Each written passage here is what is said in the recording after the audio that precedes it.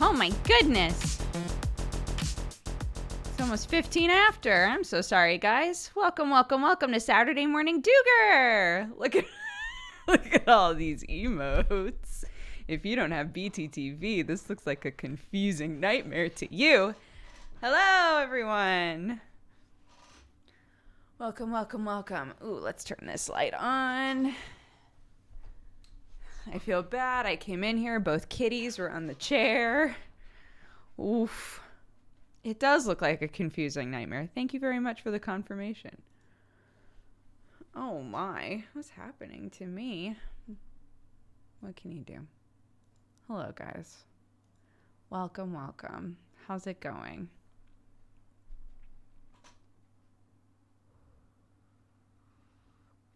Lots of steam. Is the pink game still on? It sure is. Boom. Pink eyeshadow. That's all I got for you today. It counts. It counts. Pink game strong. I can't blow both pink shirts this early on. You know, I have a full week of wearing something pink every day. I gotta get creative now so that we can end strong, you know.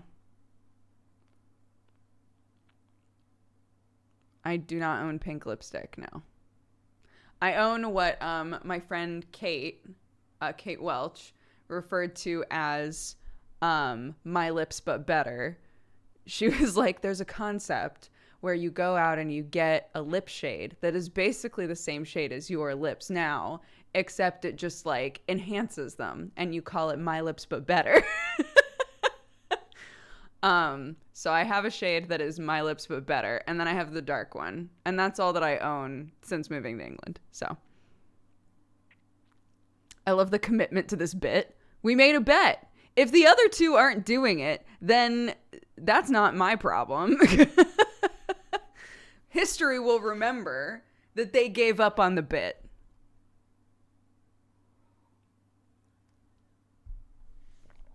How long have you owned that cardigan? I got it at Target a couple years after I moved to LA. Probably like 7 or 8 years. Steal Sam's pink clothes? I already did. Check yesterday's VOD. He has one pink shirt and I have one pink shirt, and that's it. I already blew his. I already did it. So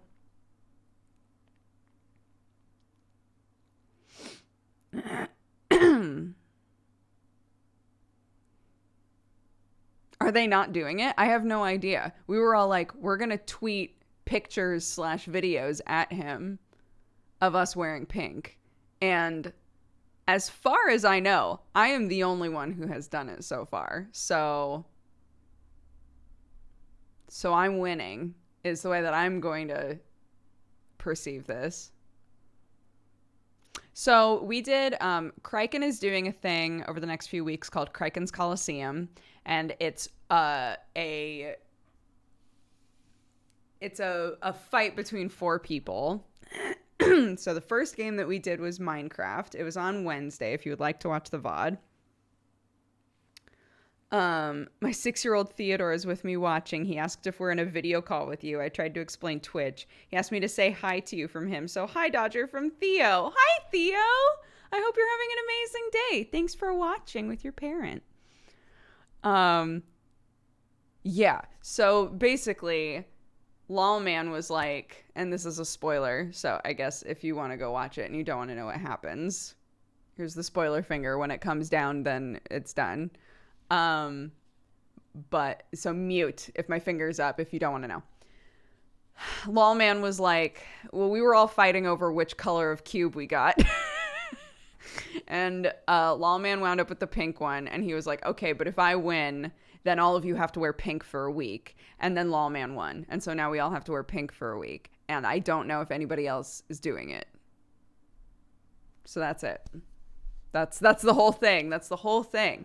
I don't know if anybody else is bothering. They better be. But who knows?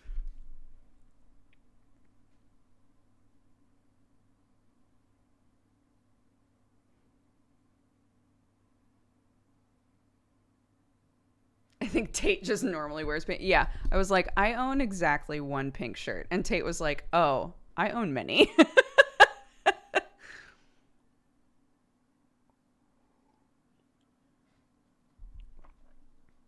I can't wait to watch the VOD. It was late for me too. Yeah, oh my God. 2 to 5 a.m., baby. Can't wait to do it again on Wednesday. Bam, bam. Just wash some red clothes. Maybe it's a bit longer drive, but Sainsbury's also has clothes. I could just get my groceries at Sainsbury's next time that I go to get. Well, I guess Little also does, right? Little has like weird shit. But Sainsbury's has an actual like, there's clothes here section. I could go there and just be like, just get pink shit. I don't care. Just get pink shit. Go to Little. It's much cheaper. I know. I'm aware. But Little has just the weirdest shit. Little is basically, here's a deal on a random thing. Buy it now. And then it's going to vanish. It's wild. It's just a mishmash store to store.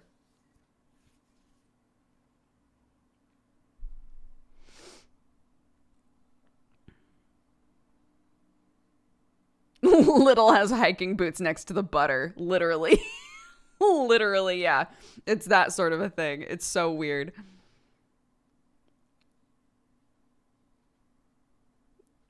The little middle aisle where everything is.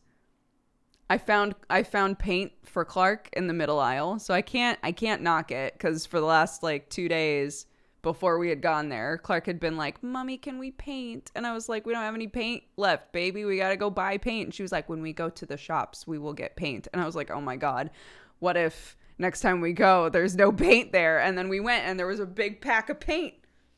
Amazing. Fantastic.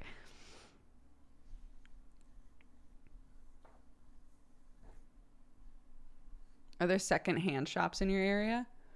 I don't know. They're called charity shops here. I don't know if there's a charity shop nearby. We live in farm country now. But I can look it up. I'll find out if there's a charity shop near me. Are they closed? I thought they might be. I know that they were open not that long ago, but I assumed with lockdown 2 they would close again. It's great that she's showing so much creative spirit. Oh my God. I think on Instagram I posted a picture, but oh, that's the wrong phone. I think on Instagram I posted a picture, but we ran out of cat food, and the box that the cat food came in, she was like, "Mommy, let's make a robot." And so we cut holes in the box to make like a big mouth and 2 eyes, and she tried to put it on and it did not fit. And like the box is not the right size for her head at all. But she was like, let's decorate it. And I was like, okay, we could paint it. So we spent like, I want to say 2 hours on this fucking robot head that doesn't even fit on her head. It's very good. They might reopen next week depending on the tier your area falls under. Oh, right, because some places are going to be tier 3, tier 2, etc. Interesting. Yeah, I have no idea about our zone. No clue. Are farms in the UK similar to your family's farm? Well, farming is much more lucrative here than it is in America, because the country is much smaller, right? Farming is like an actual way to make money here, whereas in America, depending on like the scale and the sort of things that you're growing, like it might be, but it probably isn't. So our farm was never lucrative at all. The farms near here seem like they are like professional money making farms, you know?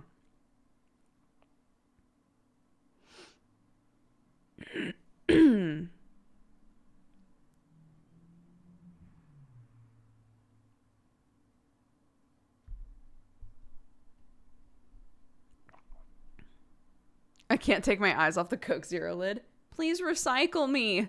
Please. There. Is that better?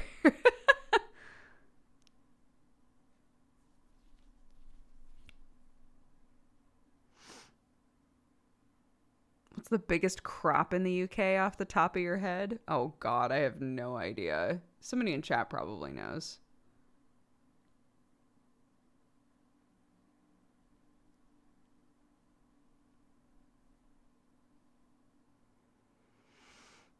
I didn't get a notification that you were live. Yeah, this is yet another morning where Clark has my phone currently, so I wasn't able to tweet. But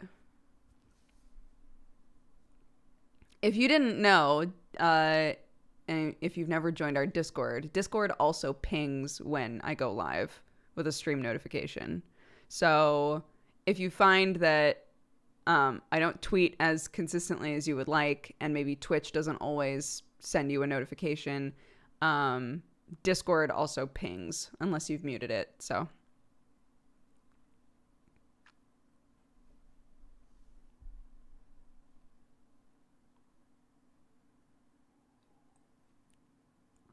what is a smartphone to a 2-year-old? It is a daddy is still trying to wake up, and so would you like to watch Hey Dougie on mommy's phone? That's what it is for a 2-year-old. I also, not on that phone, but on like the tablet, we have a bunch of like educational games on the tablet. So sometimes she'll go, Mommy, can I play games on your phone? But I don't have any games for her on my phone. So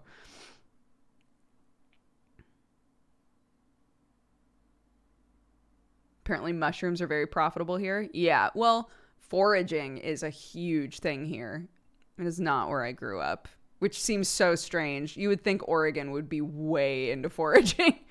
But foraging is like a big thing here, and foraging for mushrooms. There are like classes you can take that teach you about all the different types of naturally occurring mushrooms out here and how to recognize them and stuff, which is super cool. I would love to take a class like that.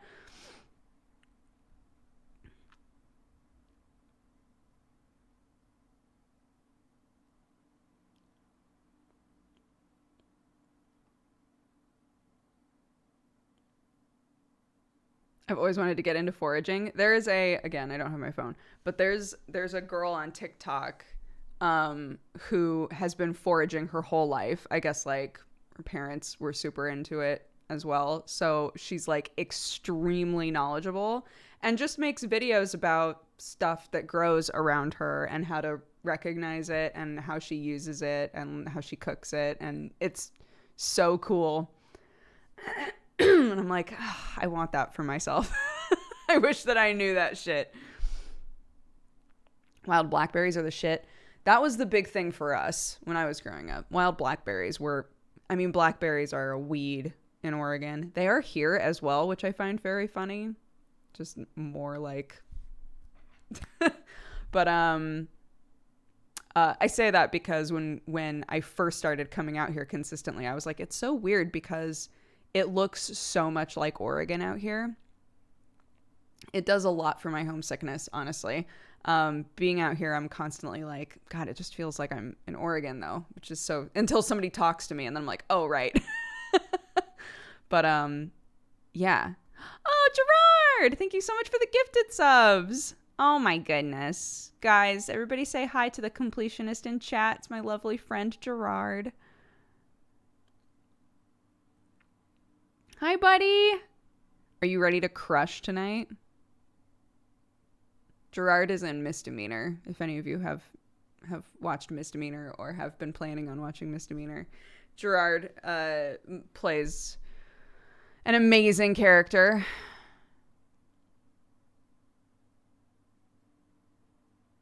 And our finale is tonight. And fucking Brett. Wait, let me read this to you. Brett said, guys, I'm super nervous for our finale. I'm not trying to play mysterious DM to be threatening. You guys are going to be tested. I hope you come out unscathed on the other end.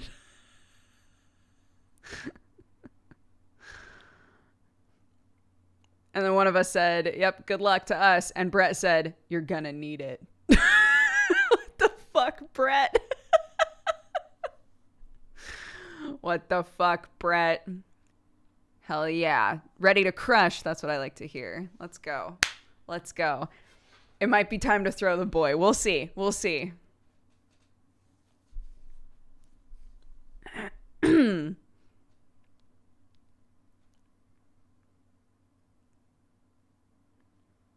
Are there grocery store items that you're missing now that you've moved? I'll probably be moving to the UK next year. I know there are some specific food and snacks that I'll miss. Just in general, things taste different here, for better or for worse. Like, I know that it probably means things are healthier here. But, like, for example, Sam was like, we should at the very least on Thanksgiving make green bean casserole because that's your favorite thing from Thanksgiving. But I tried to make green bean casserole the year before for Christmas when we were with his family, and it did not turn out right, and it did not taste right, and I was really, really disappointed. When I tried, I've a few things that I consistently made when we were in America, when I make it with ingredients here, it just tastes different. Everything's going to taste different. It doesn't taste bad. It's just different.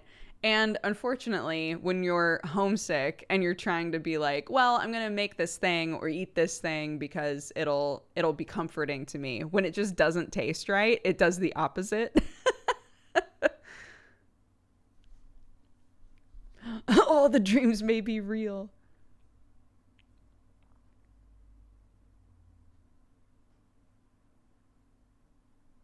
Got to try farm shops instead of supermarkets. For things like curry paste. I don't think farm shops will have curry paste, but I understand the sentiment.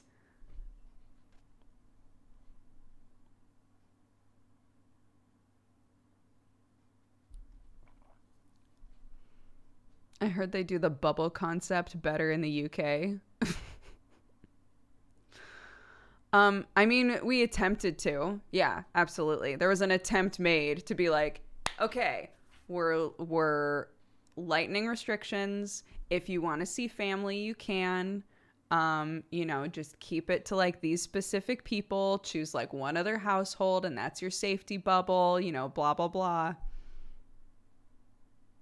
Jackie Renee, thank you very much for the raid. Hello, everybody. Welcome. We're just chitty-chatting. Today. On Saturdays, we just hang out and drink some coffee and talk about life. So if that sounds like your bag, I hope that you stick around. Thank you very much for the raid. I appreciate it. Would you consider making your own curry paste? Jeannie sent me a basically like a packet that's like, here's a packet to make your own Japanese curry block. I have not tried it yet because Dr. John, in all of his loveliness, was like, we're just going to send you guys a bunch of ramen and curry blocks. So I haven't had a reason to do the homemade curry block yet. I would still love to do it. But in those moments when I'm like, I'm just so lazy, but I have so many vegetables, I guess we're making curry. I've just used the pre-made stuff, but a curry paste. I've never tried to make a curry paste. I've tried to do Indian curry from scratch before, and it went horrifically wrong and did not taste good at all. So I'm a little gun shy with it. Have a wonderful stream. Thank you. I appreciate it.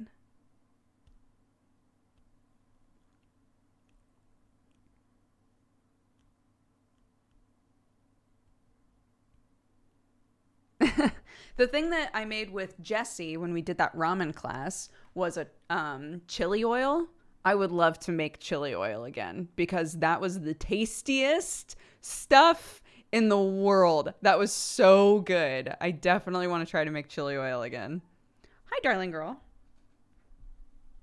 What's up? This is Watson. She appeared out of nowhere. RKO. Hi.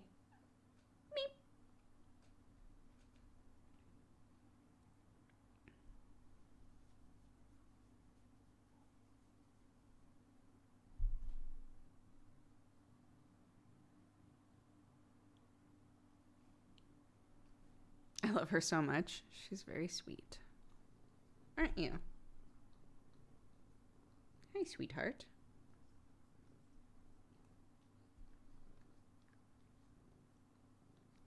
Interesting. I added that. I know that a couple of you guys use that, the pronouns add-on. I added it on to my Chrome so that if anybody's using, there's a pronouns add-on for Twitch that somebody made, which is super cool. And you can just go into the system and say like, these are my pronouns. And then if somebody uses the plugin, then when you talk in chat, you can see the person's pronouns if they've set them. And I was like, oh, that's super cool. Yeah, I'll add that in. And I'm noticing now, those of you that I know have used it in the past, if I use the pop out, if I pop chat out, it doesn't work anymore. So I'll message the person who made it. Yeah, somebody in our Discord actually linked it. So if you're interested in that, it's super cool.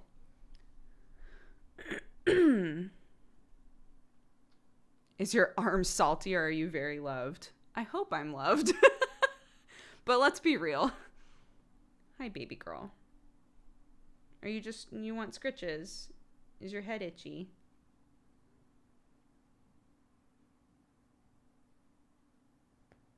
Oh, yes. Get comf, baby girl. Which Discord channel? Just the Dodger community one.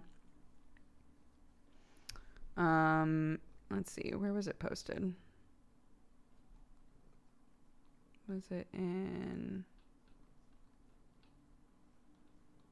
just general, I think? Yeah. Here we go. Hold on. Boop. There it is.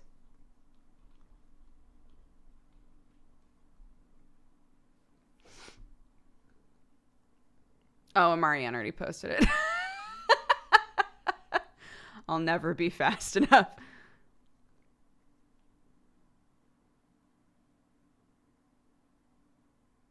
My cat is super affectionate, but never sits on laps. You know, yeah, Watson is like hit or miss. Sometimes she wants to be on laps. Sherlock never does. Sherlock wants to be around me a lot. He likes to be near me.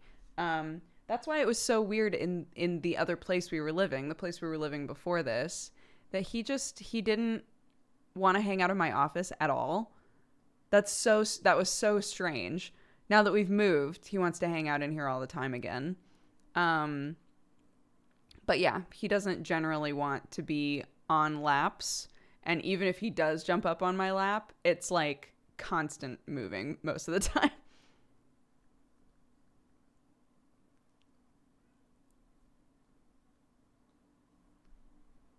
Yeah, that's what I'm wondering as well, is if it was just like another set of stairs. I can't.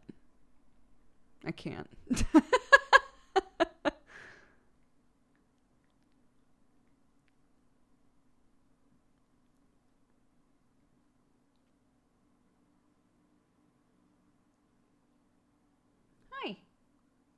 Me.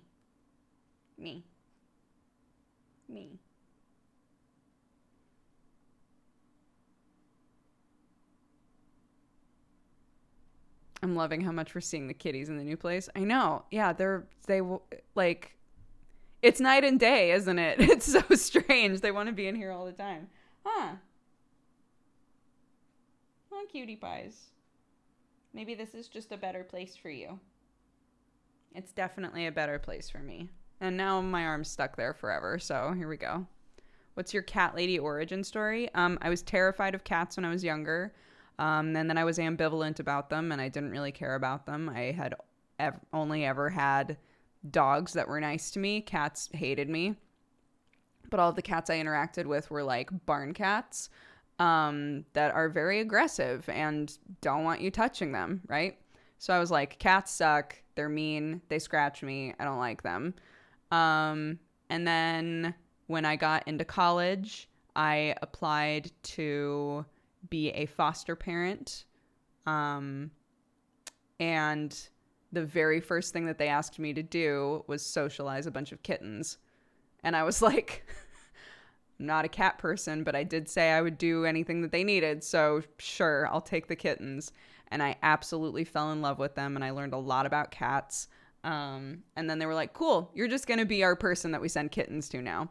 So I had a few different litters of like fresh baby kittens that I had to help and socialize and do the whole 9 yards. And I adored all of them. And then once I moved to LA, I was like, guys, I would really love to get a cat. And my roommates at the time were like, okay. And so I went to a shelter and I got Sherlock, and he was a year or a year and a half old at the time. Got Sherlock. And then a year later or 2 years later, there was a kitten stuck in the bushes outside for like 2 days. And my coworkers chased it out of the bushes, and it was Watson. Yeah, it was you. And I took her to the vet, and they said, yeah, from our tests, she doesn't have anything that she could give your other cat if you want to take her home and if you want her to be yours. And so I did. And that's it. I don't think that I would ever want a third cat. I think 2 is like a good number for me. But yeah, I went from being terrified of cats to not really giving a shit about cats, to adoring cats.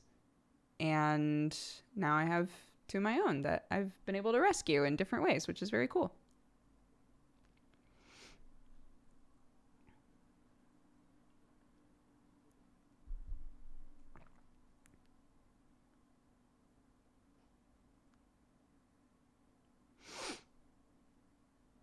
I want to foster cats, but I'm scared I won't give them back. So every litter of cats, there was one cat that I really, really liked, where I was like, maybe I'll just keep it. But to be honest, again, for better or for worse, one of the things about, oh, there's paint on me. This is my sweet daughter. One of the things about it is that you give those cats back, right? They find wonderful homes. And then most of the time shelters need fosters all the time. So you're not going to be like sad and lonely for very long. They're going to give you another animal pretty quickly most of the time. So that feeling of like, oh my God, I love this cat. I need to keep this cat. Honestly, it doesn't stick around for very long because they've already like given you a new thing to watch and take care of. And if you can remind yourself consistently, like, well, I love this animal, but it will find a home, and I can, help another animal that needs something in order to find their forever home. Like, that's my purpose in applying for this job, right? Job. It's not paid, but yeah. Does it change the relationship if you know you're going to have to give them up? I think I behaved with them the same way I would have if I was keeping them forever. Although there were cats like Olivia will live in infamy for me. Olivia was a kitten that just like tested the limits constantly. She just refused to use the litter box. She hissed at me all the time. If all of the other there were 4 of them. I named them all after Full Metal Alchemist characters. If the other ones were cuddling with me, she would come cuddle. But our like one-on-one interactions, she was like, one of these days I'm gonna be gone and you ain't gonna miss me. And I was like, you're right. You're right. Cheers, girl.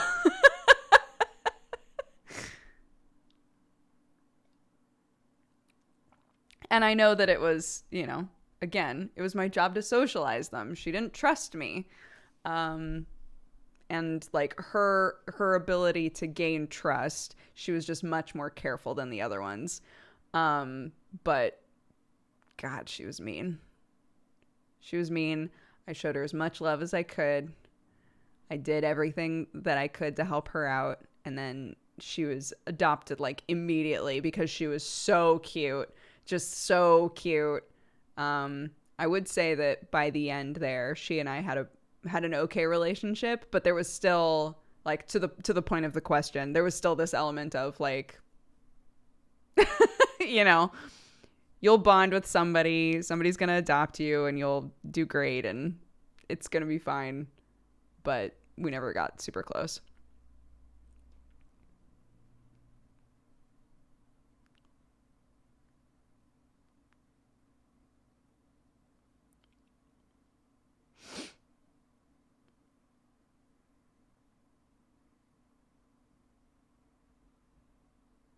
I wonder if she's still out there plotting against you. Maybe. Roy and Ed. It was Roy, Ed, Hohenheim, who, when we filled out the paperwork, when they were like, okay, what are the names of these cats? We just called him Ho-Ho, because I was like, no one's going to want to adopt a cat named Hohenheim. They're going to immediately rename that cat. So, yeah, it was Roy, Ed, Olivia, and Hohenheim. But on the paperwork, as far as the shelter knew, it was Roy, Ed, Ho-Ho, and Olivia. Roy was gigantic. They were all the same litter. Roy was huge for his age, and such a cuddle bug. Hohenheim spent every single night meowing into the ether. And Ed just chilled. He was just super chill. That naming was not on point. But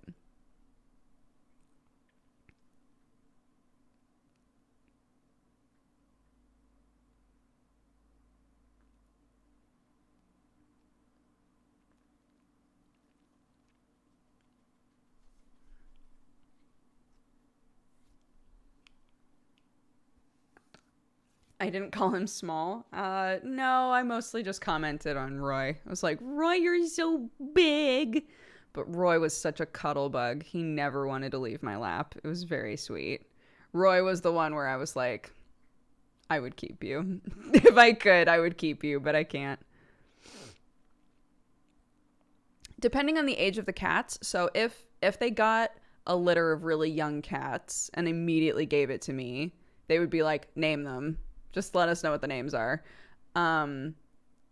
If they were like a little bit older, somebody at the shelter would probably name them and like put them in the system. And then they would be given to me and they would be like, these are their names. So when was this? In college. So like 10 years ago or something. What would you name a new litter of cats now? Oh gosh, if I like got back into the fostering game, what would I name some cats? I don't know. I would probably choose a new anime every time.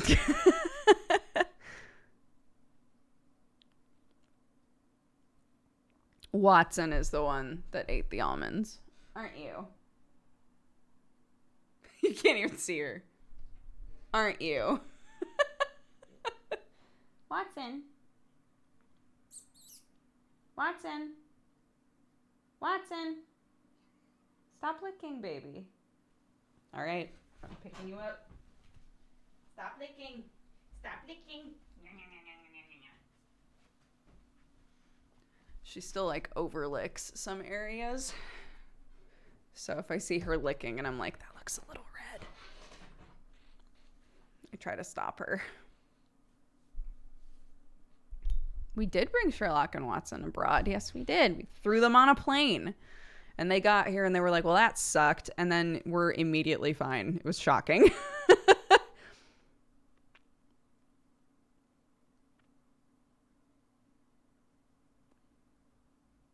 My cat has bald patches from over grooming. Watson's allergic to something. It seems to have, it hasn't flared up in a while, thank goodness, but she's gotten into the habit of like grooming herself a lot in those areas where she gets little flare-ups. So sometimes when she's licking, I'm like, been licking that for a while. They did not have to be quarantined, no. We used a service to make sure that we had all of like the right paperwork and shots and all of that stuff done. So what breeds are they? I mean, they're both cats that, like, Sherlock looks the most like a British Bombay, so we assume that's what he is. Watson has all of the markings for a flame point Siamese, so we assume that's what she is. Whether or not either of them are like purebred or any of that sort of stuff, we don't know, because again, Watson was in the bushes and Sherlock was at a shelter. So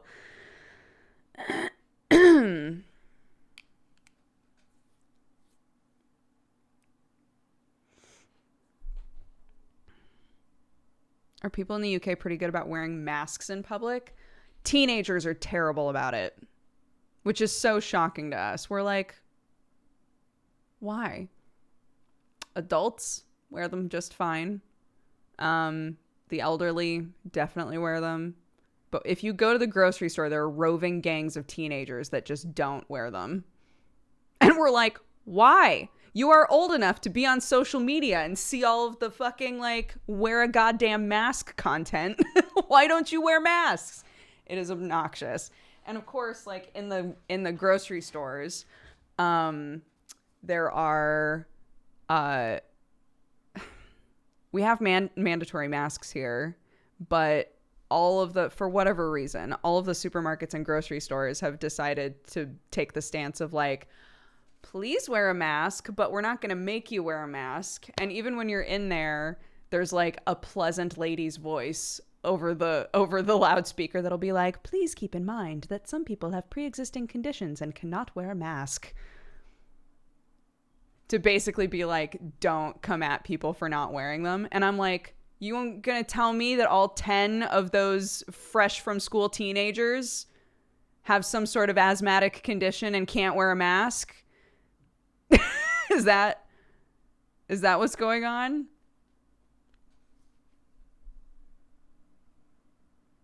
It's very silly to me, but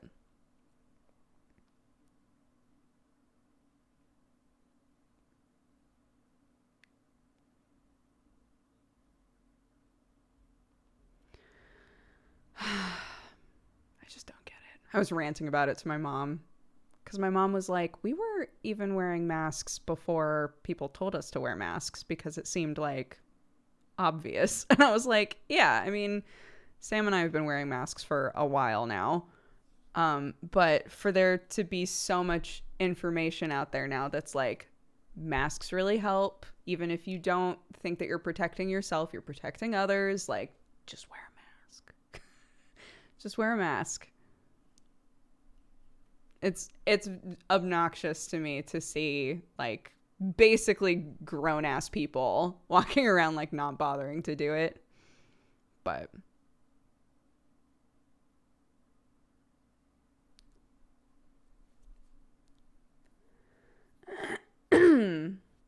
I was,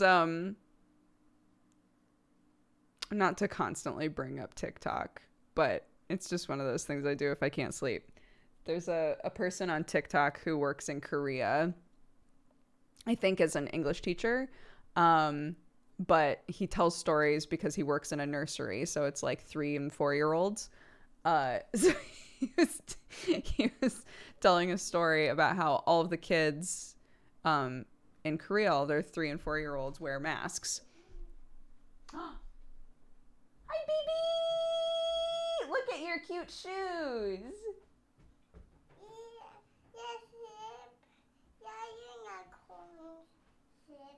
You're right. They're unicorn slippers. You're right. They are not just shoes. They are more than shoes, correct?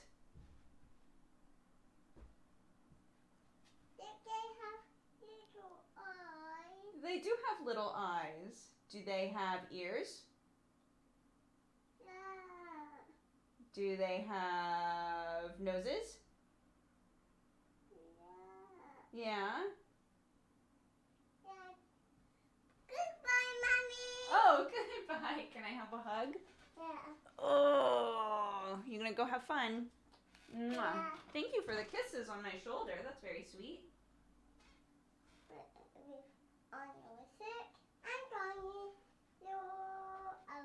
Oh, you gave me a kiss on my shoulder and my shirt? That was very sweet. Do you need help going down the stairs? Is Daddy there?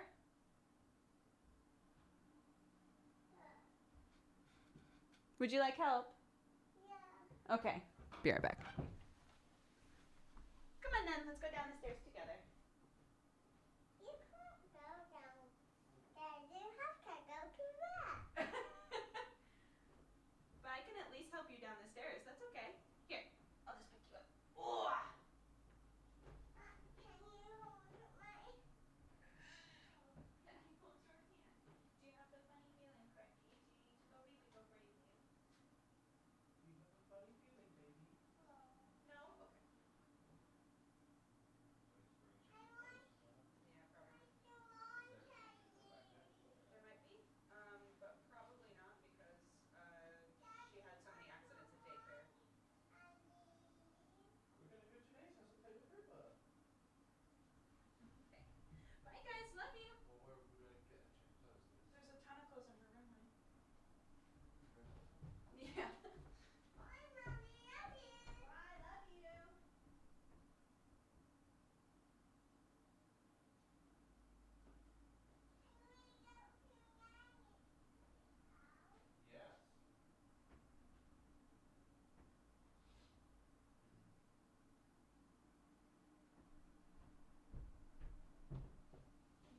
There's a bunch of shirts and trousers and... Do you need panties as well? Yeah. Okay.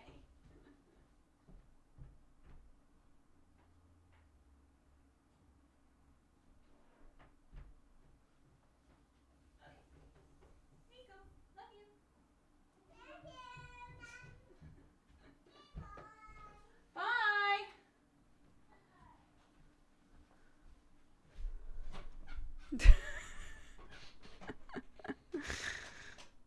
Goodness gracious. Sam's like, well, what if she has an accident while we're like out? And I was like, well, then grab her a change of clothes. And he was like, can you grab her a change of clothes since you're already going up there? So I just grabbed like a huge like pile of clothes.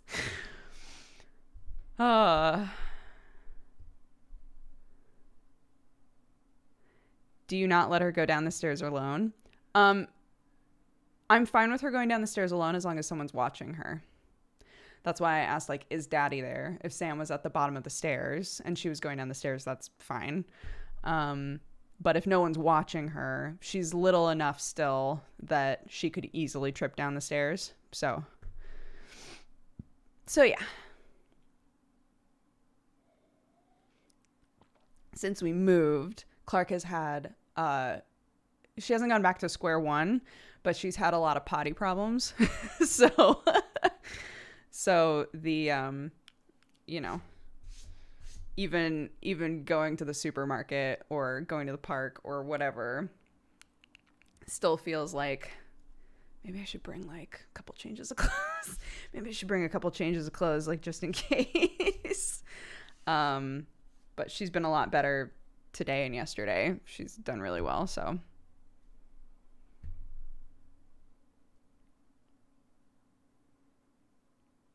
Do you see yourself doing TikTok content? I don't know that I have the skills to do TikTok content.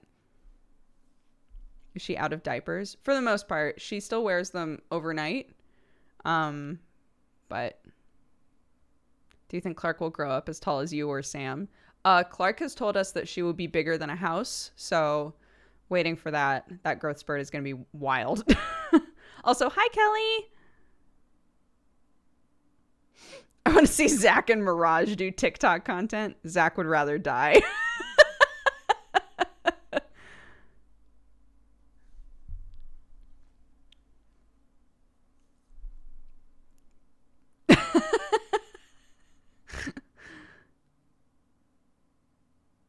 Bye, Valentino.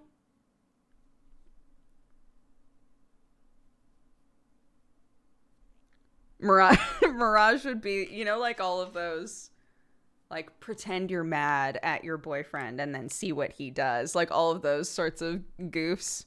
Mirage would be the one who would do all of those and like secretly film Zach.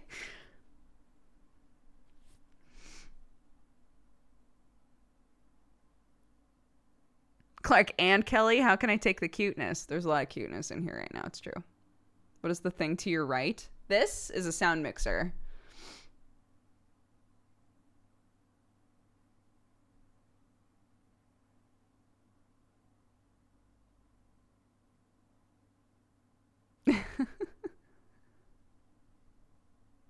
Yay, I have chat pronouns now. Amazing. Yeah, it totally works. It totally works. And I like that it's not like a if I have this activated on my channel, then everybody has to use it. It's literally just for you personally. Like anybody who has registered themselves inside of the thing, if you have the plugin for your, it's just like BTTV, right? First, if you have BTTV, you see the emotes. If you don't have it, then you don't see anything. Yeah, it's super easy to use. So.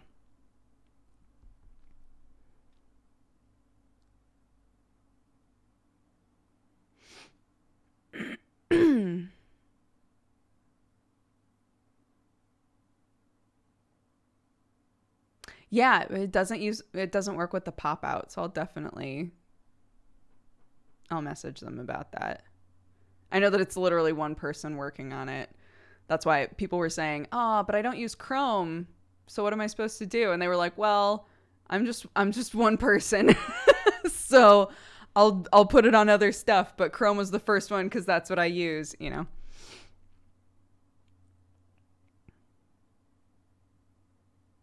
And you can set your pronouns even if you don't use the extension. That's also true. Yep. If you have set your pronouns inside of the link, then they show up. Otherwise, nothing shows up. It's not like there's a unknown box that pops up for everybody else. It literally only shows up for the people who are using it.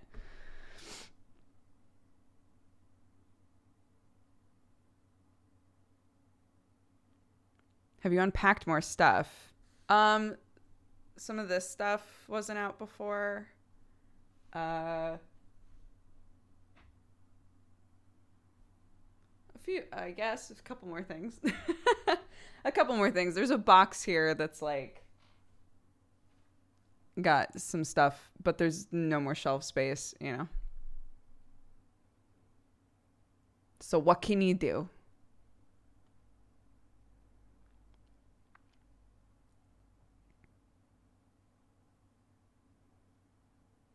Pronouns redacted.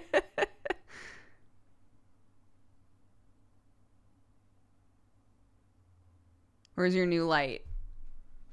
Right there. True to form. So bright that you can't even fucking tell what it is.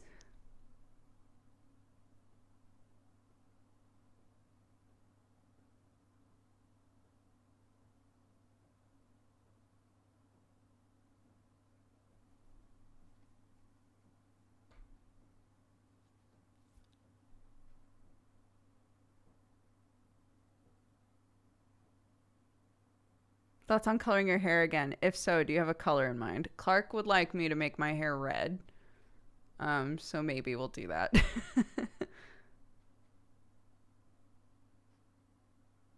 I thought it was a mirror or wild glare, but nope, it's just a light. It's just a light. It's just a light.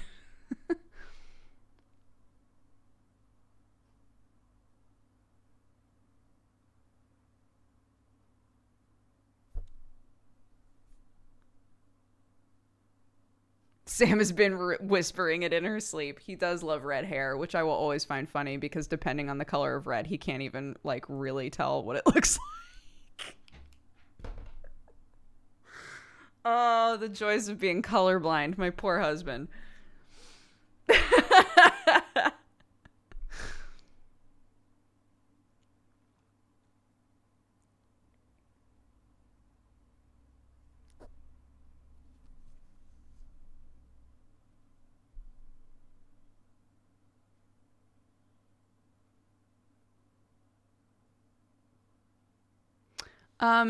From what I know, colorblindness is fairly rare in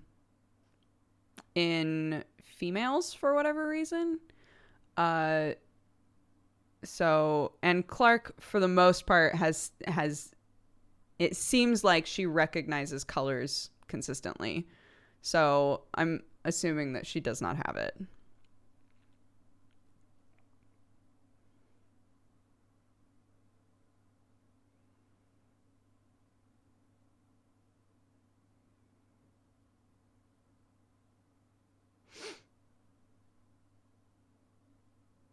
If you have red hair, you're invisible. Oh my god.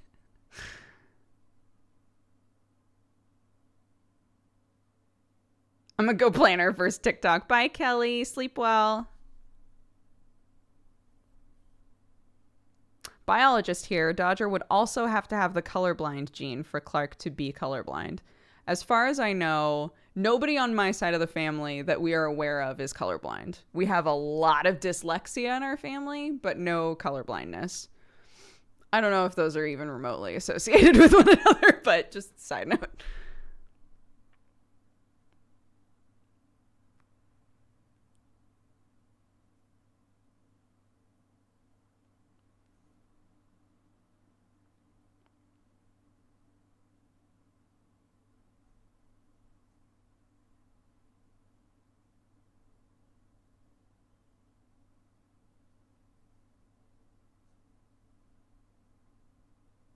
Dyslexia gang, come on. I didn't know that there were dyslexia fonts until recently, until we were playing that game that was like, do you want a dyslexia font? I think it was the werewolf game. I had no idea that dyslexia fonts existed, and I keep wondering to myself, like, man, I wonder if that would help. Like, both my brother and my dad are dyslexic. I wonder if that would help them. There are fonts that are made with like the line weight of different letters in specific places, and they kind of change the shape of some letters to make it way easier for a dyslexic person to read them generally. Sometimes it makes it harder for a non-dyslexic person to read them, but the idea and the hope is that it changes the shape of the letters enough, like just slightly, in a way where a dyslexic person trying to read it will correctly identify the letters easier. So you can look those up. There are dyslexic fonts out there, which is super cool.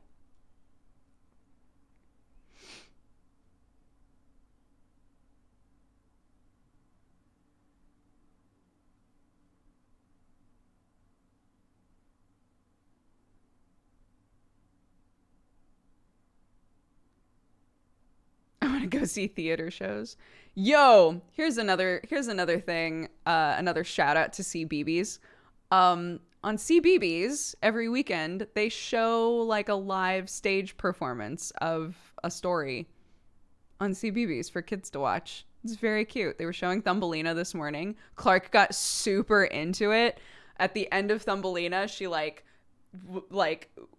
jumped into a giant flower, and then the flower opened and she like flew into the air and had wings suddenly, and Clark was like, "Mommy, she is flying." I was like, I know. It's very, very cute.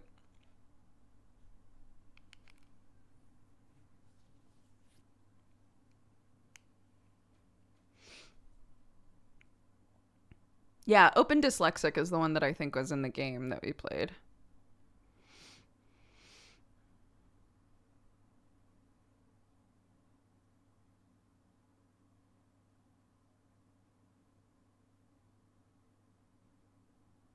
I can't believe CBeebies has been going for so long.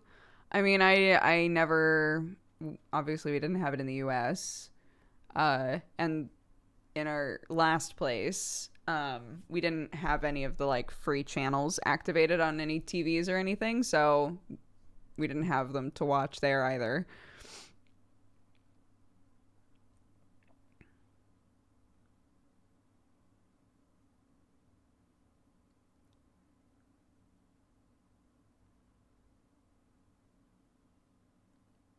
Has there been an update on bedtime stories for Clark?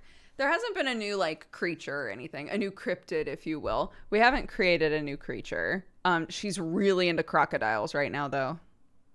really, really into crocodiles. So almost every bedtime story, when we say, once upon a time there was a, she says crocodile. And like this morning, she was pretending that she was on a carousel. And I was like, oh my gosh, what animal are you riding on? And she goes, a crocodile. And then and then she was like, ha ha ha, ow, it bit me. And she ran out of the room. And I was like, oh, well, crocodile bit her. That's rude.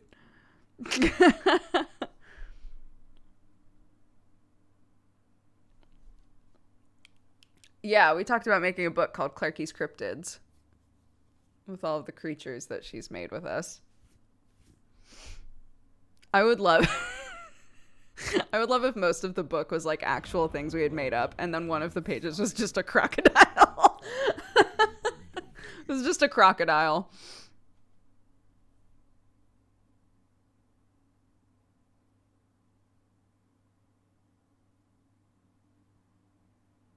Did you roll up your mushroom person character sheet? Oh, for Callus Row? No, I did not.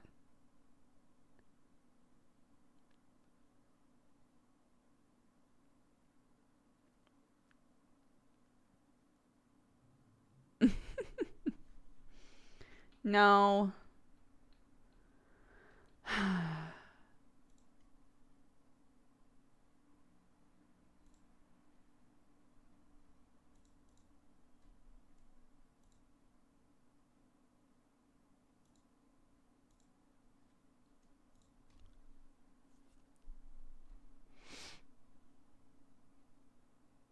Do it, but make it a D&D monster manual. So we were saying yesterday, that it would be really cool to take some of these creatures she's made and yeah, give them like stats and abilities and stuff as though they were in a monster manual.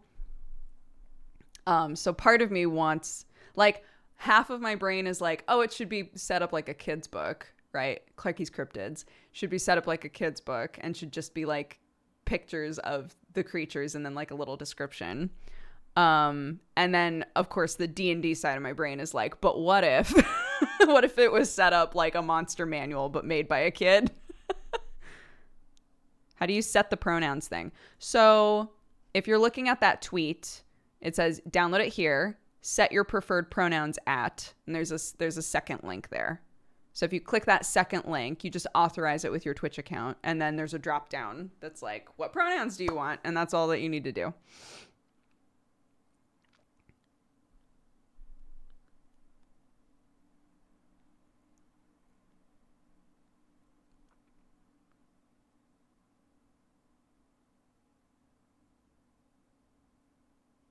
Why not both? Fair. Why not both? It could be a kid's monster manual.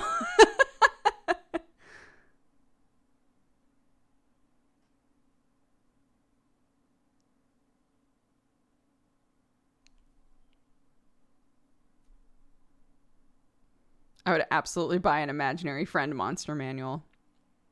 It'd be very cute.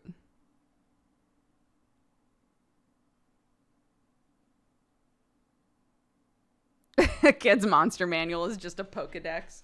I would argue that Pokedexes over the years have gotten very complicated.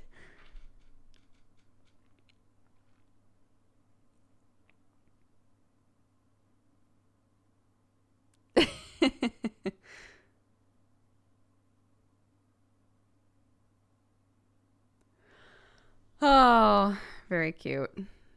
Very cute. Made young adventurers guides for D&D. I know. I have them.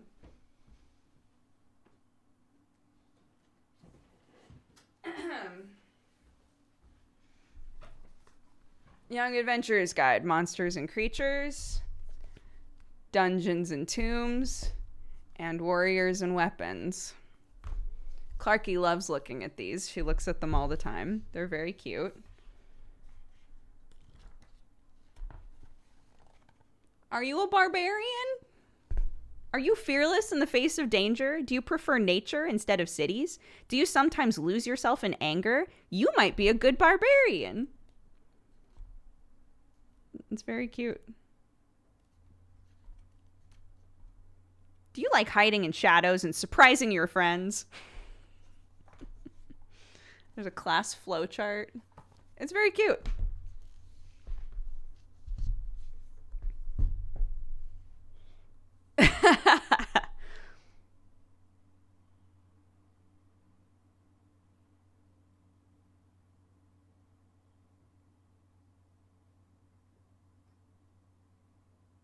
Yeah, honestly, they say young adventurer's guide, but I think it does make it accessible to younger people, but also just new D&D players. I think these are good for. They're just like, cuz the player's handbook is huge. So to have just a smaller book that's like, these are the classes, this is how they work. To have a smaller book that's like, here's some of the monsters that could be in a game, This is the one she likes the most. Owlbears. Unicorns. What are they? What do they do? What's going on with them?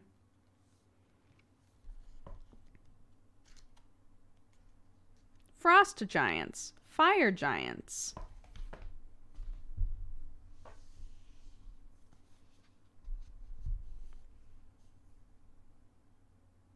The books are cool just for the art alone. They're great, and they're very compact, and yeah, I recommend them for sure.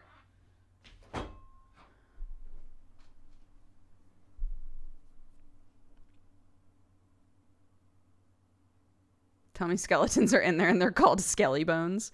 I mean, if you wanted, you could take some white out and make it say skelly bones.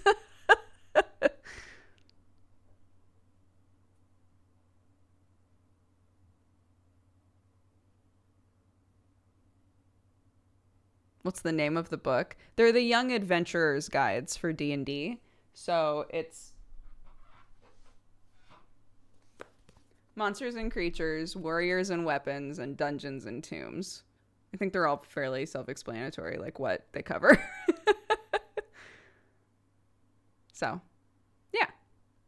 I'm sure you could get them as a set. I got them individually, but I'm sure you could get them as a set. The other dumb thing that I have D&D related that I will probably never ever use is where is it?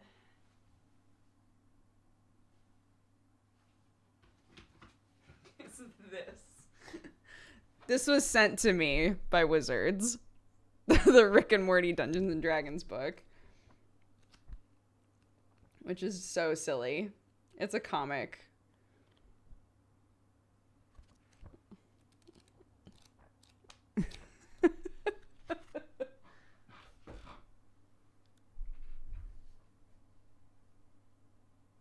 There's also a Wizards and Spells book. Oh.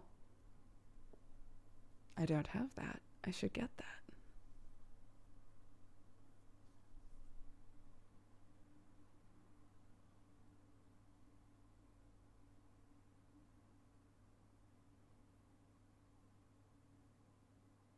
The collection of all 4 books is $20 on Amazon. There you go. I need more coffee, so I'm going to go grab that super fast. And we'll play more Fury music because it's so good. What is it? Hell yeah. We're going to run some ads. All of the money made off of ads goes to a good cause each month. So your eyeballs are doing the Lord's work or whatever. I'll be right back.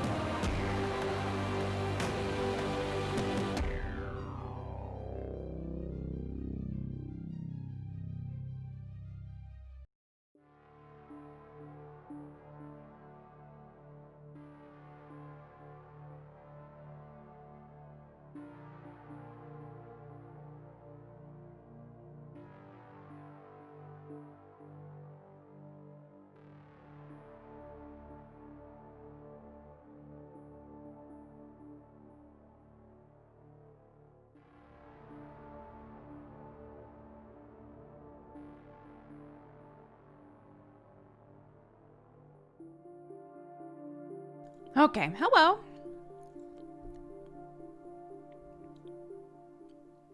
Avi, thank you very much for all the gifted subs. Hot dang. Avi gave out 20 subs while I was gone. Thank you, Avi. Incredibly generous. If you were gifted a sub today by anybody, please double check who it was. Take the time to say thank you. Welcome back. Thank you. I made a coffee. I heated up some weird cauliflower that I got that I still haven't eaten yet. I haven't caught you live in a while because I moved. I hope you like your new place. Thank you. I do like my new place.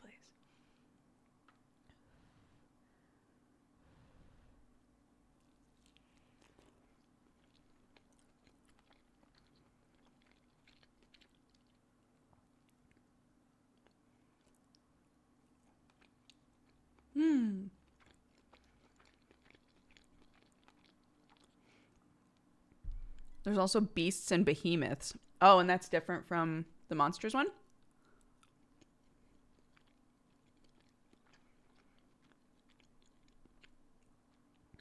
How are you and the family doing? We're doing good. Doing all right. Doing all right. Can't complain. We moved. Still getting settled in. Clarky slept until 9 this morning. Incredible. I was like, do I wake her up? Keep in mind, mere days ago, we had a string of like 3 or 4 days in a row where she woke me up anywhere from 5:30 to 6:30 in the morning. So for her to sleep really well and just be conked out until 9 a.m. was like wonderful. Delightful. Great.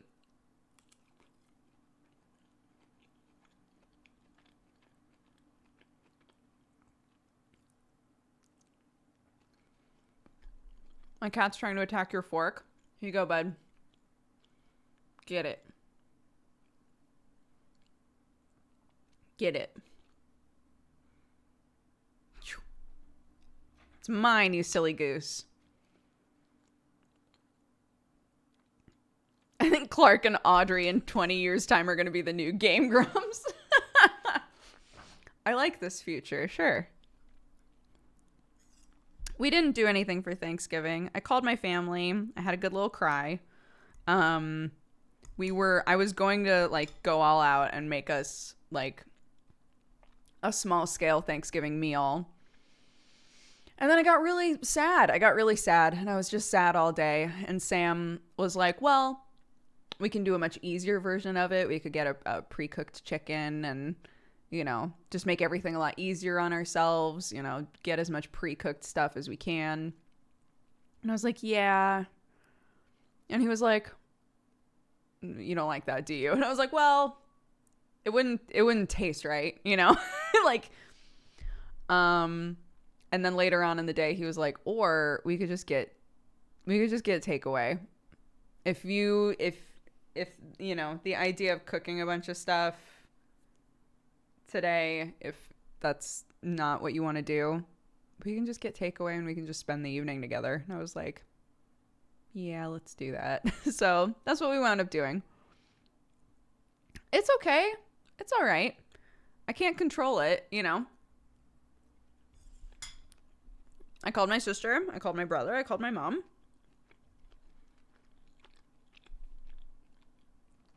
I got to see all of them because of the wonders of technology, which if this had been, you know, not that long ago, I wouldn't have been able to do like a video chat with them. So I can't complain, to be honest.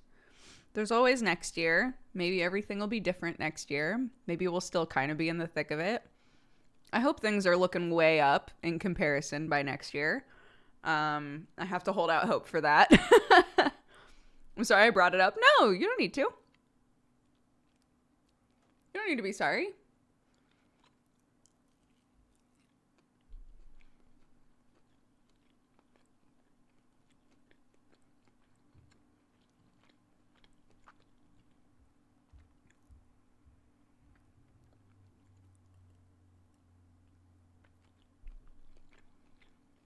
What are you eating? Cauliflower. I thought it was going to be spicy cauliflower, but it is not. You hungry? I'm literally eating a thing right now. Okay. I'm sorry. I got you McDonald's. Oh, I'll eat it. You just said you were eating a thing. I know, because I didn't want you to, like, go out of your way to, like, give me food. That's all. Do you know what I bought that roast tomorrow? Is it something I could guess or no? Probably not. Okay. Beard rings. Aww, beard rings. Oh, I'm so excited. like Viking ones. I love that. I can't wait. Still looking at me. Why? Sam bought beard rings. They heard you the first time. I know. I'm just excited. Oh, that's so cute.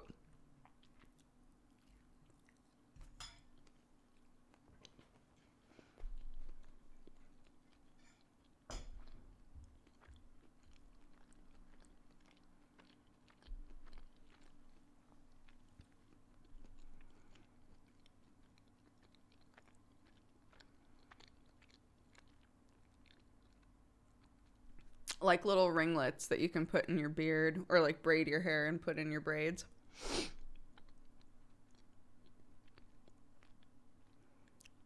They heard you the first time, sassy Sam. Always.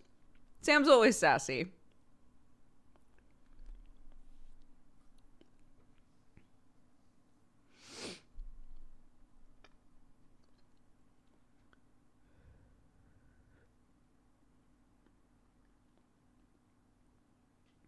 I was just gifted a sub by the completionist. I'm new to Twitch. How do I tell them thank you? If they have whispers open, you can message them and say thanks. If they're still in chat, you can always just tag them. But yeah, just throwing it in chat is nice.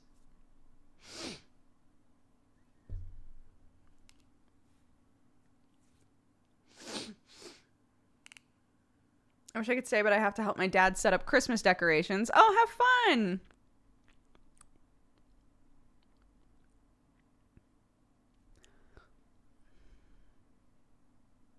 Again, this is another one of those situations where I'm like,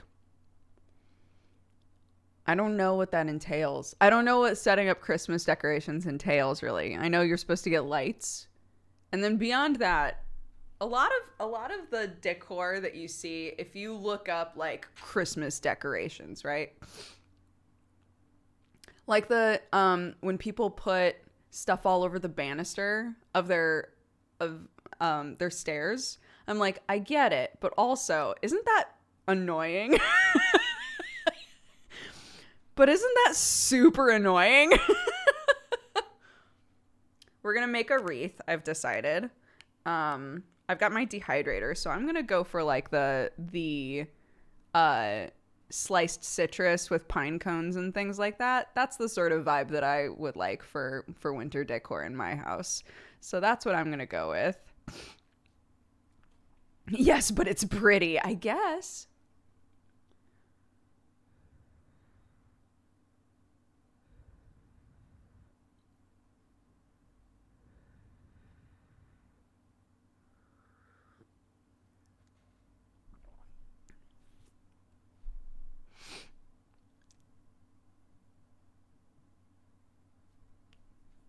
Run on low heat a pot with orange zest, clove, and cinnamon.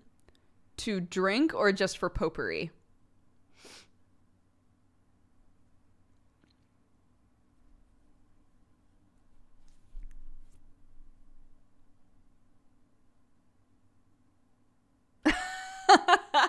I understand that. There have been things around the house, like Sam bought a little thing with hooks for keys and stuff, because we have nowhere, like, our keys and whatever when we leave the house. When we come back, they just wind up getting thrown somewhere, and we're always like, where are the keys?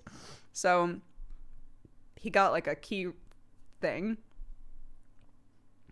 and I went to screw it in, and I was like, is this short? Is this pretty much anything that I set up in this house? I feel like I put it where it makes sense for me, and then I'm like, okay, and then lift it by like a foot.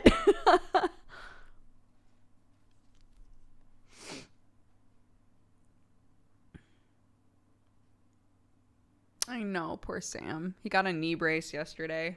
He was like, I need one. I can't keep pretending that my knee is just gonna like fix itself because it just keeps getting injured again. He did callus row last night and said it hurts so fucking bad. So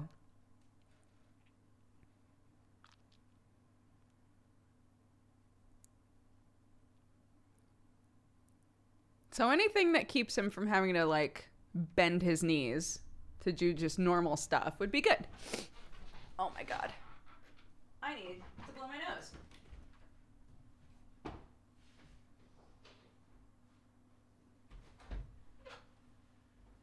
Hello. You want this too? You want this too? Sure. Oh my god, my nose like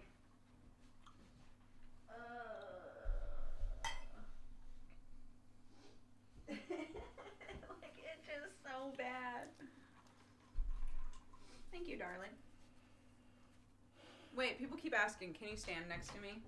Huh? Stand next to me.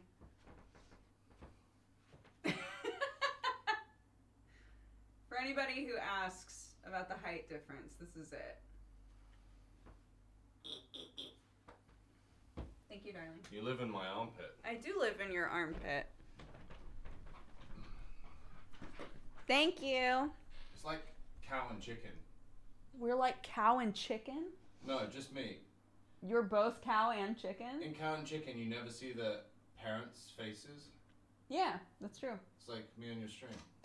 You're like, who's the hot secretary in I could literally have, Powerpuff like, Girls? Clown face paint on, It's true. and no one would ever know. Yeah, people keep asking for an emote of just your torso.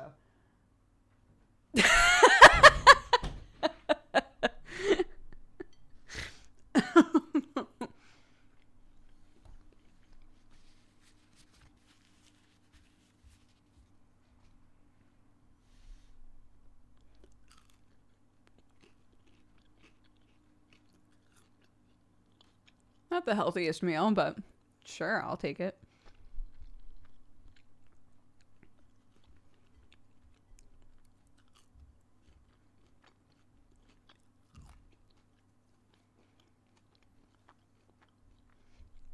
Miss Bellum.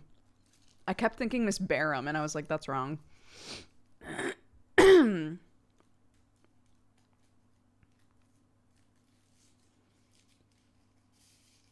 I really like the idea of Sam as the hot secretary. Look, if I'm streaming, he's the hot secretary. If he's streaming, I'm a secretary.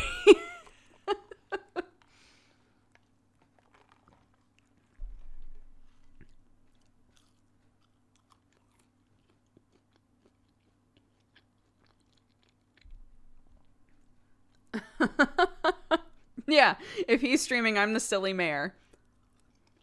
Did I tell you guys the Austin Zach thing that he said? I don't know if it's like a goof or not, but people have been talking about VeramCon, where basically all of the players would like potentially cosplay as their characters. And Sam was like, yeah, people were telling me I needed to cosplay as Ost. And then I think he said Arcadum was like, oh, well, what you guys could do is like, you could be Zach and then Brooke could be Ost. And Sam fucking looks right into my eyes, like deep into my soul. Because we were like, oh, and then Clark could be Wise Guy. Sam looks at me and he goes, I feel like you wouldn't want to be Ost. You would be better suited to being one of the boys as well. And I was like, what the fuck? Also true. I would be Tommy Two Hands. Let's go. So the new idea now, which Sam hates, is Clark is Wise Guy, I'm Tommy Two Hands, and Sam is the handyman. And he's like, I don't want to be the handyman.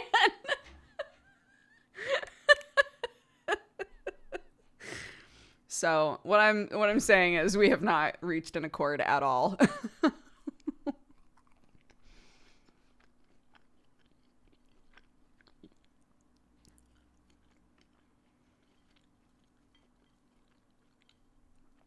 No, if I recall correctly, these are still fries.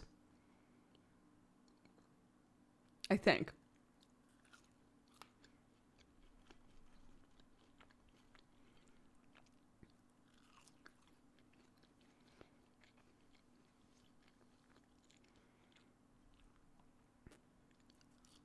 It's very confusing in this country.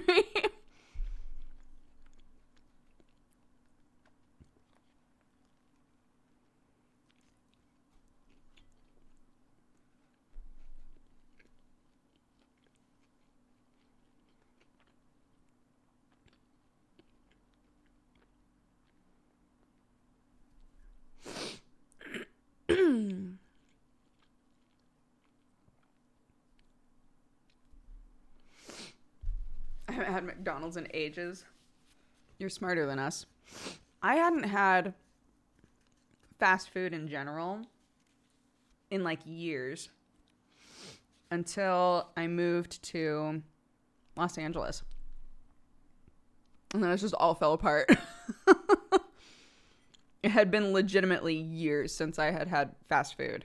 And then in Los Angeles, we started eating just more and more and more fast food. And I keep thinking to myself, like, I didn't eat any for basically all of high school, for all of college. I still ate shitty food, right? Like, I was on food stamps and I just would buy like huge packages of ramen because more bang for your hypothetical buck. But like,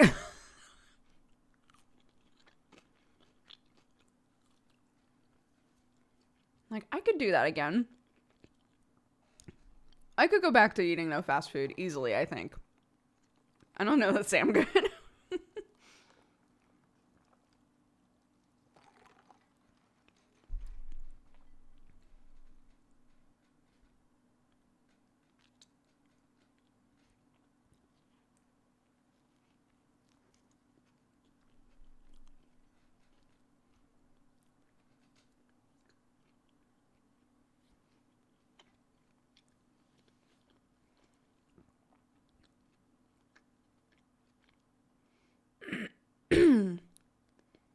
I gave Brooke one McChicken sandwich and I ate the other 3. Honey, no.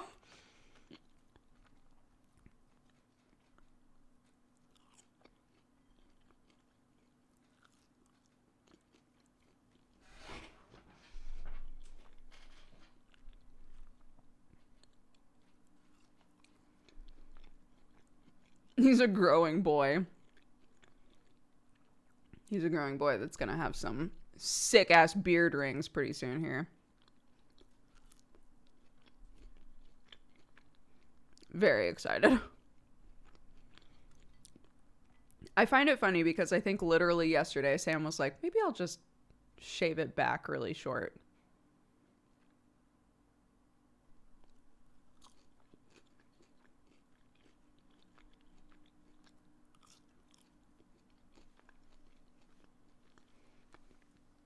Does McDonald's taste better in the UK?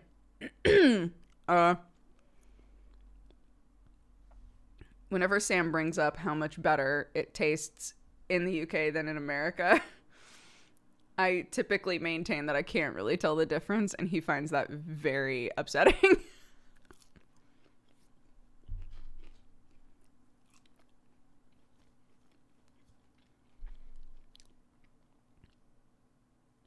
Oh, yeah, Sam. The other day when I was like, hey, would you shave part of my head? And you were like, sure. And then I never never gave you more information.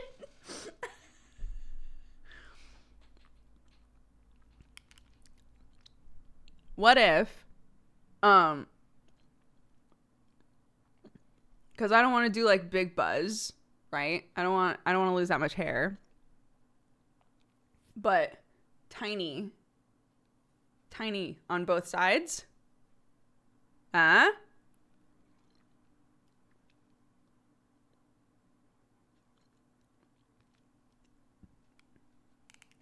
me know what you think.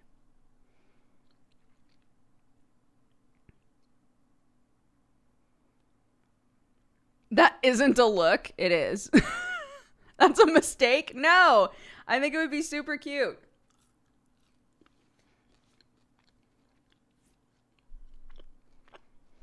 Big one is not going to work for me. My hair's too thin. But a small one, even just on one side. Come on, Sam. Shave it for me, baby.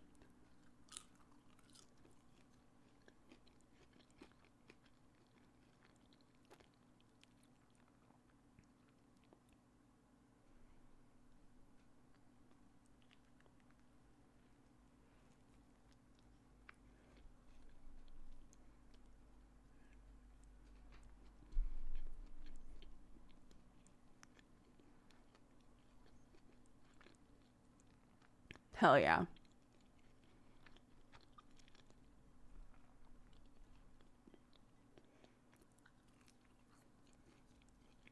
I love when Sam is in chat. Me too.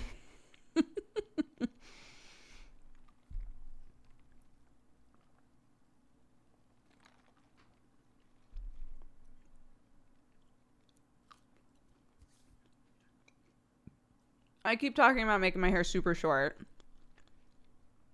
Clark told me to keep my hair long. We were asking Clark her opinions on our hair and beard. Clark told us both to keep our long hair. This is a way to do both.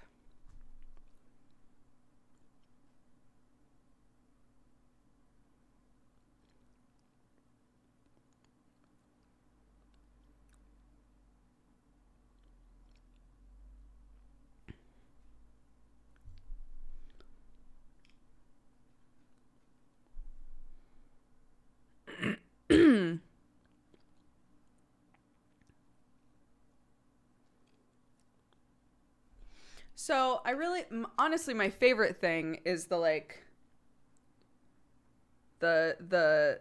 undercut in the back of the head. I think that's super cute. But again, I think I'm giving up a ton of hair.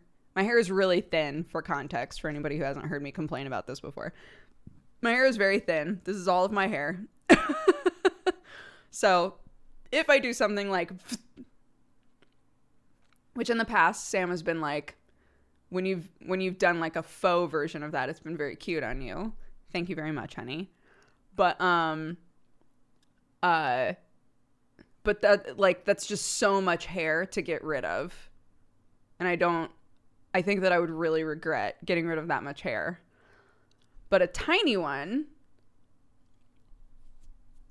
I could maybe love. I don't know. Brooke is getting wild with her shaving request. I love you, darling. Enjoy your 3 McChickens. This is when he's like, I already ate them.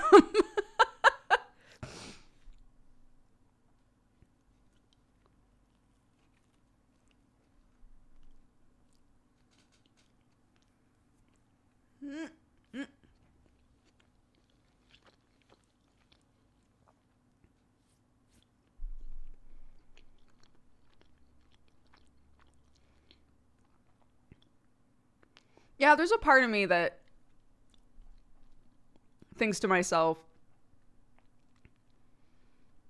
I've never tried shaving all of my hair, but I think I would hate it. I'm like positive that I would hate shaving my head completely. Because I was really, really insecure about my ears for a very long time. And I love them now.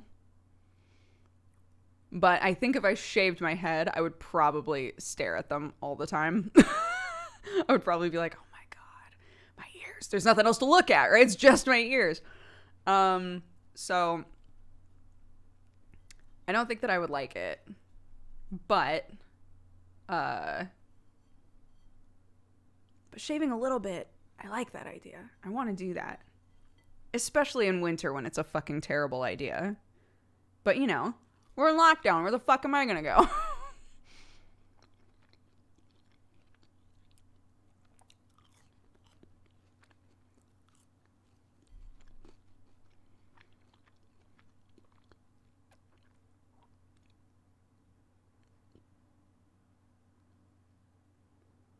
The problem with shaving your head is you never know how you're going to look. Yeah. It's true. Russo Guru, that's very sweet. Thank you.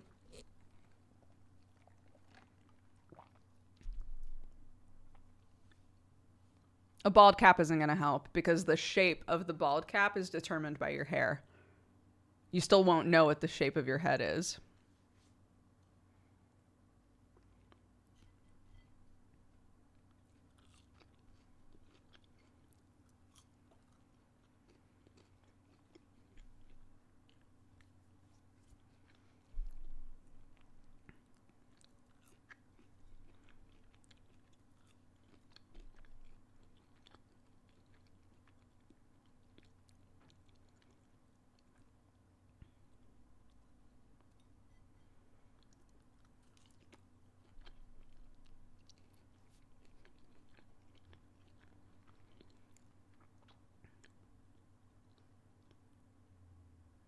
Shave your head and then sell your soul to reverse time if you hate it.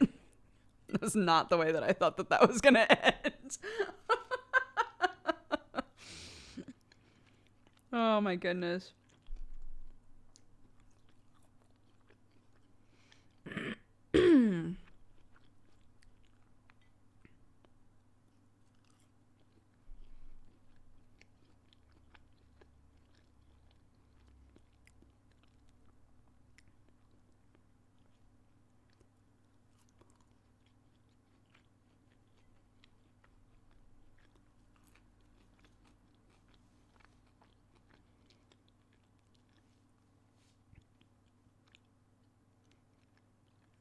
Automod, why are you having a problem with shaving? First it was dinosaurs. What are you gonna do?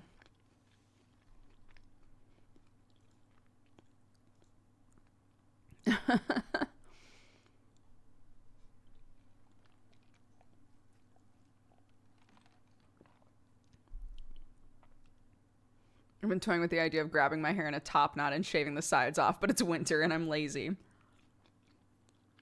Sam's hair grows so fast. It's actually insane because, and it might be because time has felt so compressed this year, but I want to say it was January or February that Sam was like, I think I'm going to grow out the sides of my hair, because that's how his hair was, right? It was this and then buzzed. And then he was like, well, maybe I'll grow it out. And now all of it can fit in a ponytail. It's wild to me. Like, it grew so fast.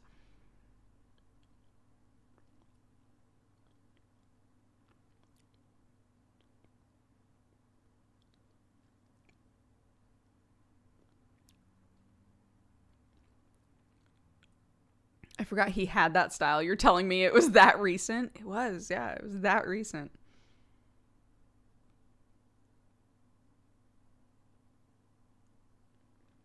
It's all that nutrition from the McDoubles. Yes, good.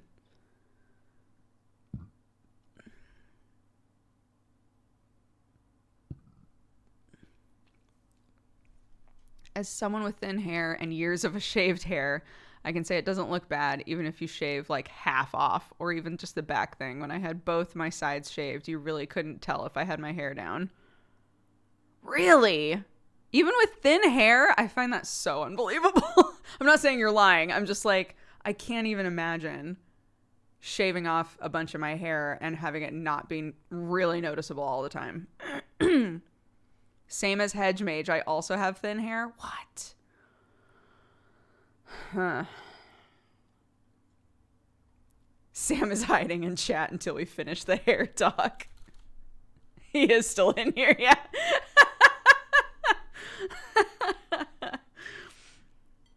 You can't like properly lurk in chats as long as it still allows you to search for the person.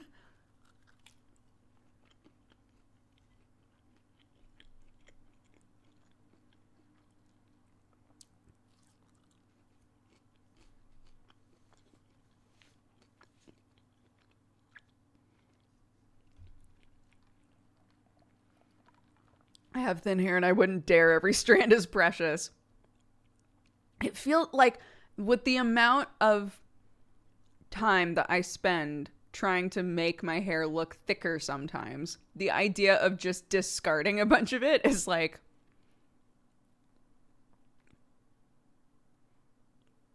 I don't know.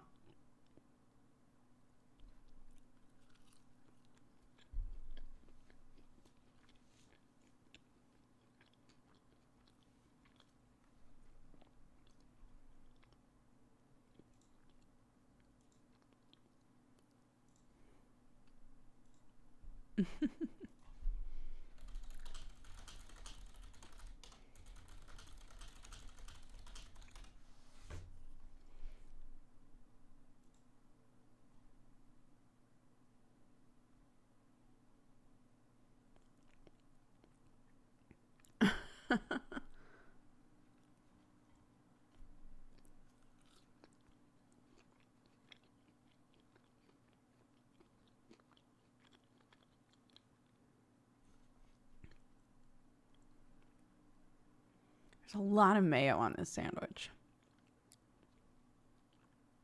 It's not my favorite mayo.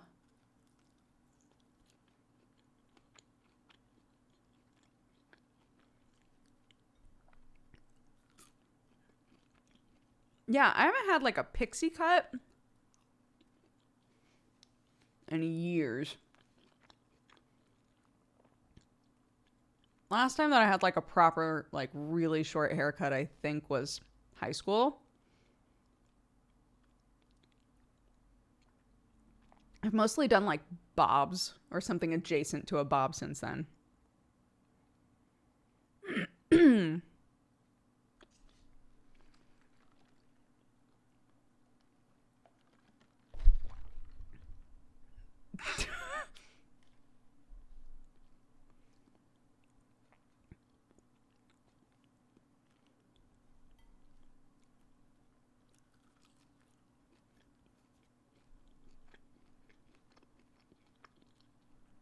I will never bring the foxtails back.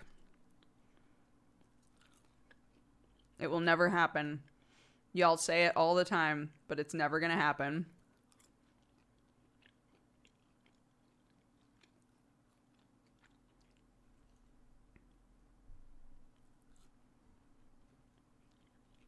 What do you mean, boo? You don't have to maintain that shit. Boo. Unreal.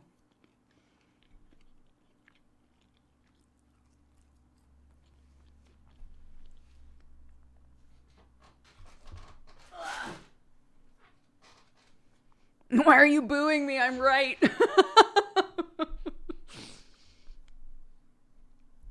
Don't wander into the dark where we can't follow.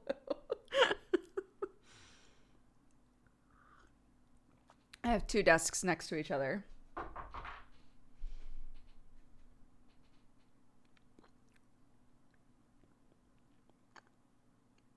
Sure. Okay, sure. When we do our subathon, if we hit the 10K sub goal, if we get 10,000 subs, which is insanity, but if we hit it, I would do foxtails again.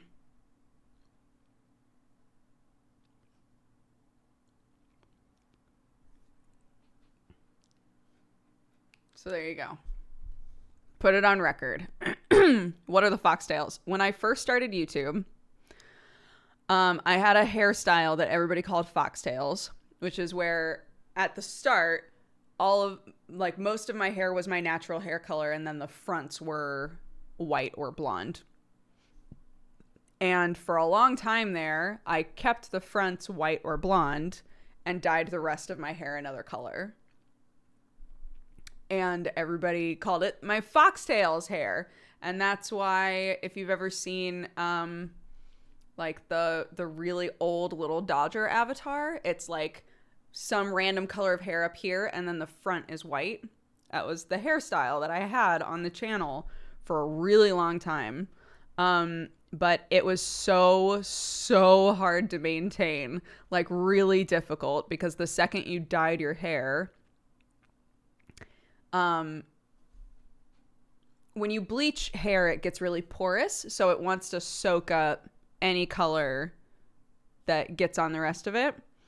And so when I would have to like wash my hair, I would have to pin, basically like a mustache, like I would have to pin the white parts in front of my face, wash all of this, dry it, and then wash this part, dry it.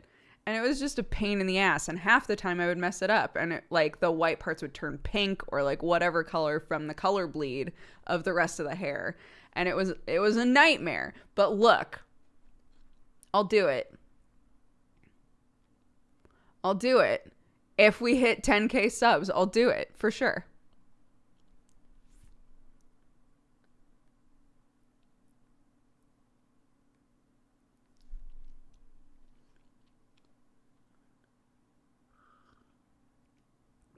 For how long will you keep them?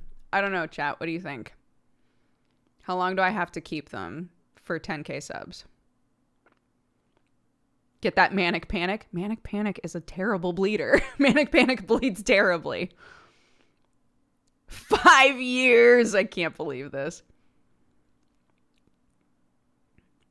A lot of people are saying a month. At least a month.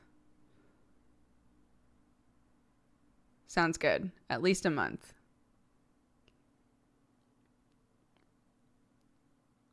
Or we could say 10K subs, so 10 weeks. So I would have to keep it for 10 weeks. We could do that.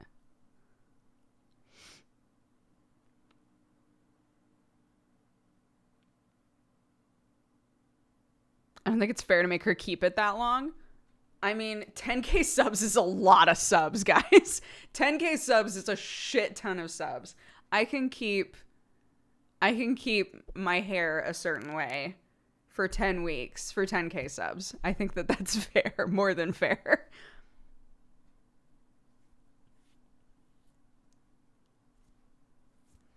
You could keep it as long as the subs are above 10K. So within, yeah, so that would be a month. It would drop off one month from then. It would drop off significantly. Chokosen, thank you very much for the gifted subs. Goodness gracious. Chokosen just gifted 20 subs. So if you were gifted a sub just now, please take the time to say thank you. It's very generous. Thank you very much.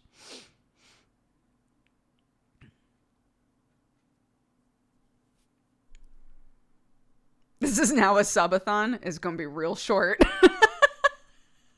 It's going to be real short, guys. When is my 10 year?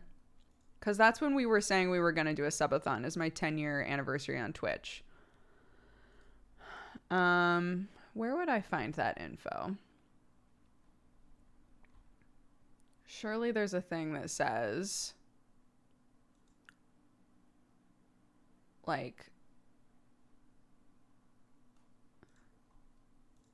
channel?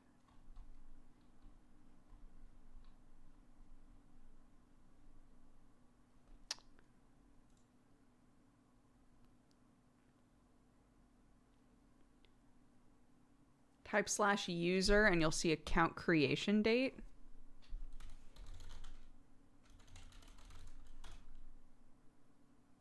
Account created February 16. Yeah. Okay, so February 2021 will be my 10-year. Interesting. Okay.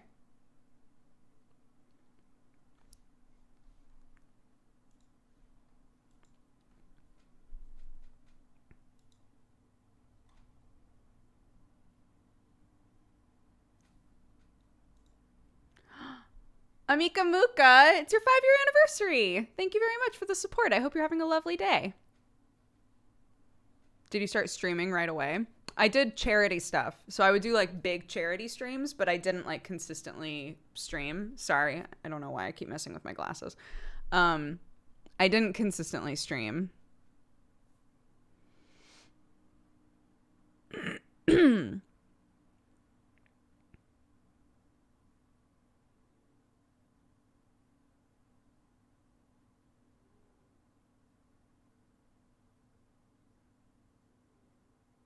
$10K subs, 10 years, 10 weeks. Hi,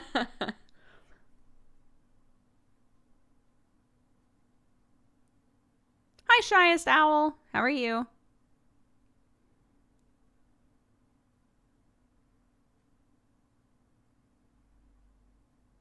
I think I went through several profiles on Twitch before I remembered the password to this one, but I was there in the beginning. I believe you.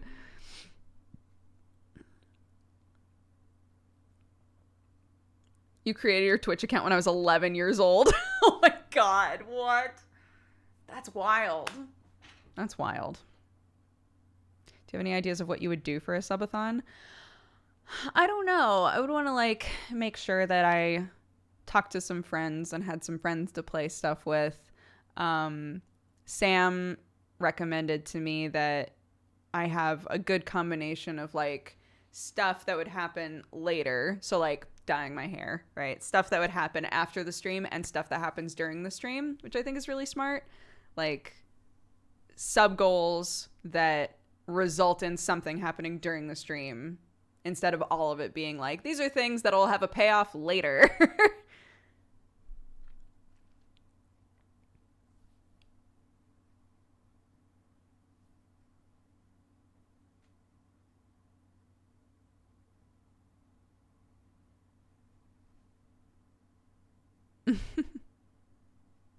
What's the story behind choosing cats as your theme?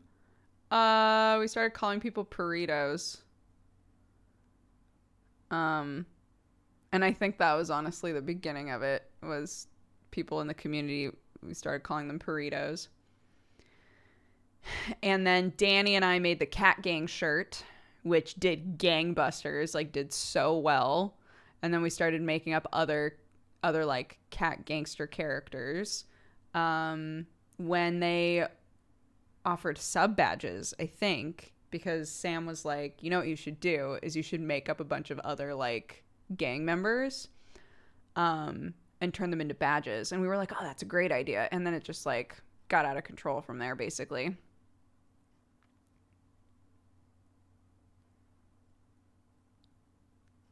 Bring the Cat Gang shirt back. Isn't it in our store? Isn't the normal Cat Gang shirt in the store?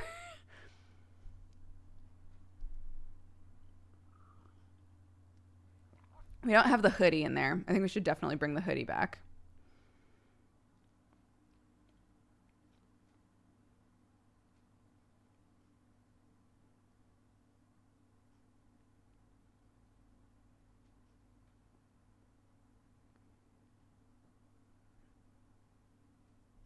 I remember at first subs were burritos, and then it changed that subs were in the Cat Gang. Yeah, because it was like, well, everybody's a burrito. But the Cat Gang members have to pay dues, you know.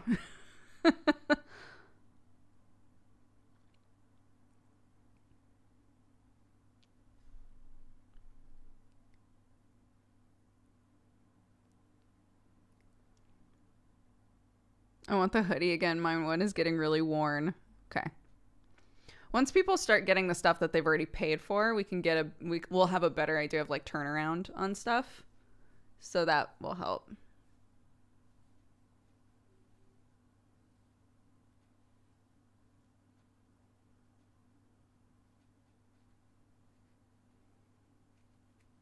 Cool mask. The one in the store. It's a charity mask. It goes to United Way if you're interested.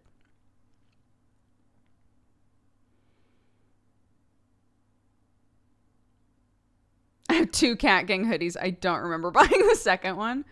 Maybe there was a misprint issue. Is one of them a misprint, maybe? Was it a situation like that?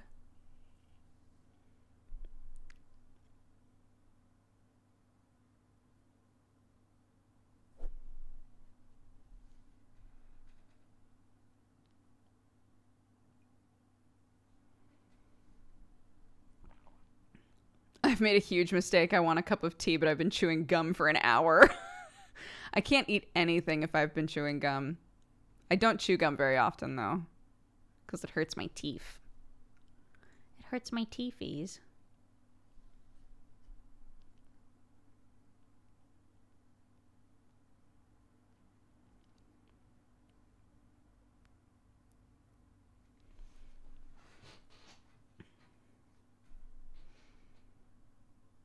I got 2 senpai hoodies because of the misprint, and I wear them all the time. I can't find... There are a couple Cat Gang shirts that I can't find anymore since we moved to England.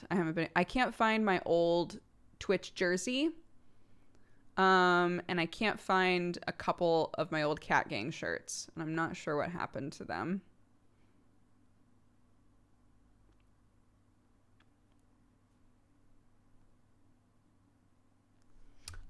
Also, actually, oops. Let me double check it, but we have a big, yeah, there's a holiday sale going on for Dodger Coffee right now. You don't need a code. It's just a general sale. 30% off the entire store all weekend, or 50% off your first subscription order. So if you've been interested in trying Dodger Coffee, it's a huge holiday sale currently. So, yeah, definitely check that out. We have a coffee company. If you didn't know, it's called Dodger Coffee. And we have whole beans, ground beans. We have cold brew. We have teas. We have honey, cocoa, all kinds of stuff. And generally, everybody who has tried it has said it's very good. Thank you all very much for the support, etc. But if you're interested in that, please check it out. I'm running low on beans. Me too. Me too. But I'm gonna wait until everybody has like bought their beans and they've been shipped out, and then I'll request that they send me some. How's the UK shipping nowadays? I think it's gotten better. We've adjusted stuff a couple of times now. Depending on where you live, some people are like, it's still pretty expensive, but it's worth double checking to see if the price is better now than last time that you checked. Yeah.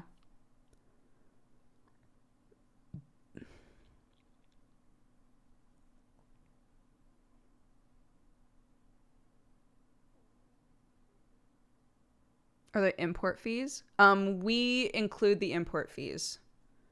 So you're never going to have a situation where something gets sent back because you needed to like pay extra tax or anything like that.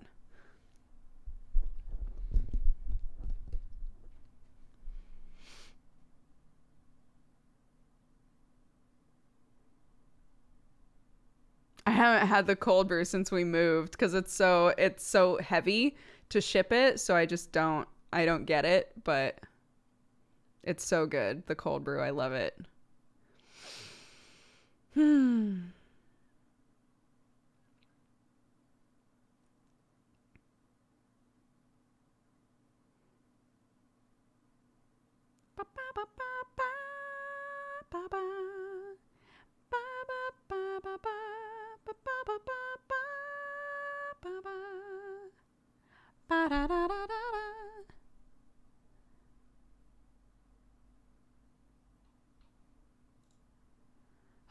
I'll never get that song out of my head.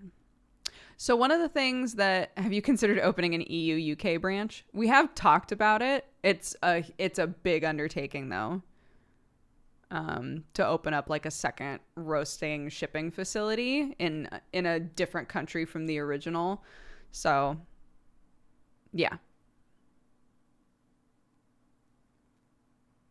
Which song? The theme song to All Saints Street has been stuck in my head since I started watching that show. So if I sit still for long enough, it's an earworm. It's just in there forever.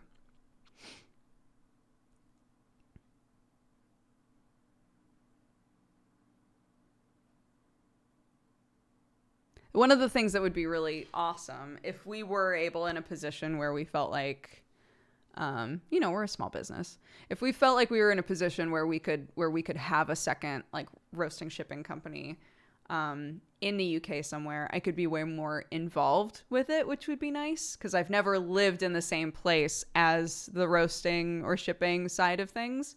I've always lived like decently far away, so I can't consistently do stuff with them, which would be nice, but.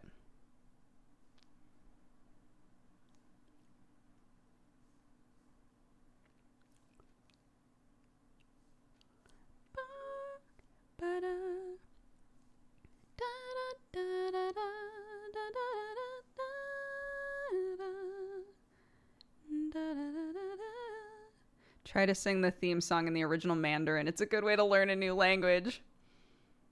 I watched enough videos of people from America trying to pronounce Mandarin words and being told that it's all wrong, even though the American can't hear the difference. That I feel like if I was like, sure, yeah, I'll try to sing it in Mandarin. Be like, this sounds pretty good. I think I'm crushing this. And it would not, that would not be the case.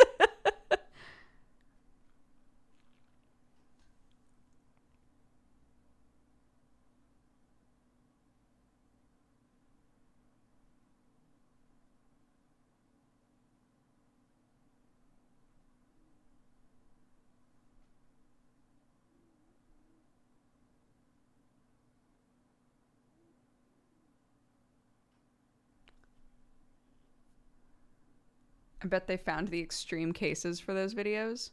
I mean, the most recent one that comes to mind is a guy and his husband is Chinese. He's like trying to pronounce a thing to his husband and he can't do it.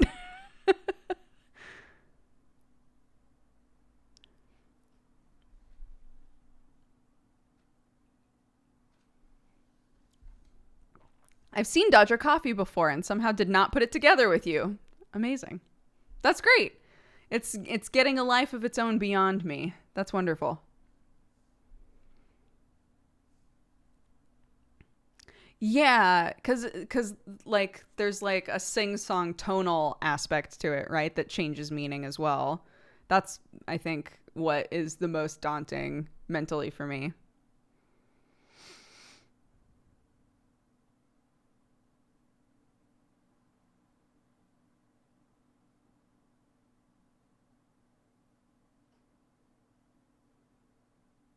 Is the design of the necromancer, the necromancer long sleeve shirt on the front or back? It's on the front. And then there's a design on the sleeves as well.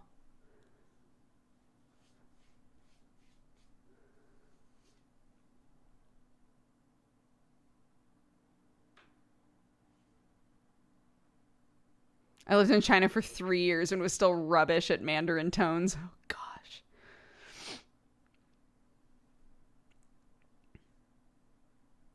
I saw that you played a game of Among Us with Markiplier. It was a funny video. Y'all were very entertaining. Thank you. Yeah, I think Mark put his video up before we were supposed to. And that's why everybody's like, oh, you were in that Markiplier video. And I'm like, it was supposed to be a Game Grumps video. But yeah, I wasn't a thing with them. Yeah, that's true. So naughty Mark, but yes, we were all in a Among Us game together.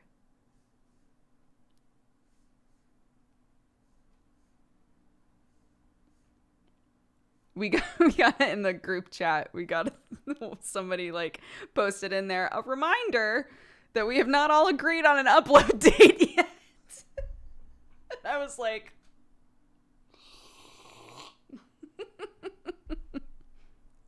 Alex, hi buddy.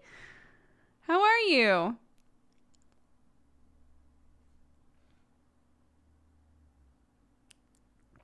Guys, the number one Alex is in here. I love that boy.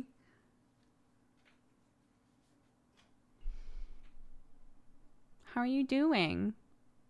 Did you do Callous Rose stuff? I can't remember if you're involved in that or not. Are you gonna upload that to YouTube?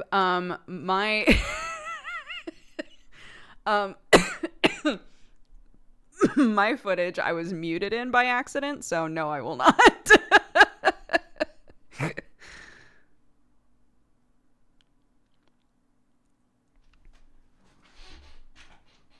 In classic Doog fashion.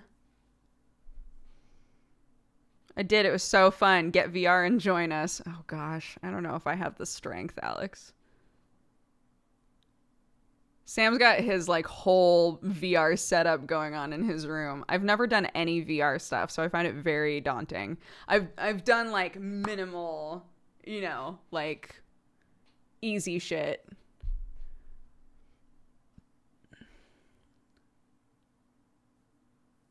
You would be so good. Thanks. I heard that there are mushroom people, Alex, because I was like, I really want to be like a fucking goblin gremlin character. And somebody was like, you could be a mushroom person. There are mushroom people in this game. So if I was going to do it, I would make a mushroom person. But I don't understand, because it's like based on Shadowrun, yeah? But like, is it literally just like you don't make like rolls or anything, right?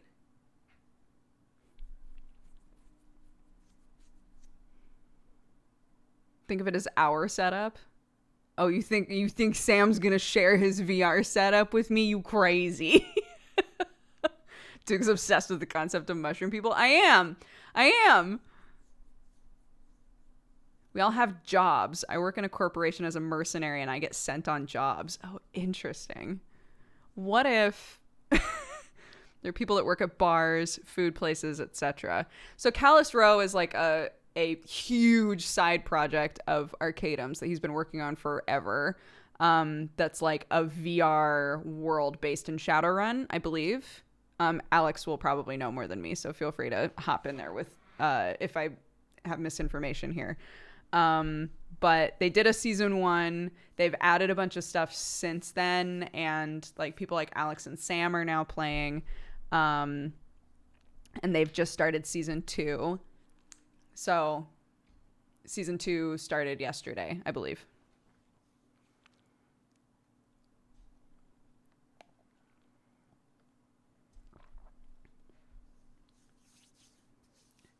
Callus Row is a LARP that takes place in VR. That's a great way to put it. Kelly runs a brothel. Of course she fucking does.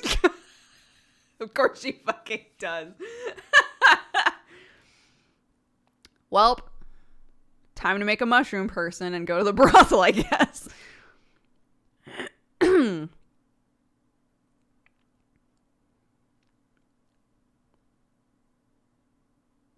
I just want to be a fucking gremlin. I don't know what I got to do that. All this paint. My sweet child. Painting my arm.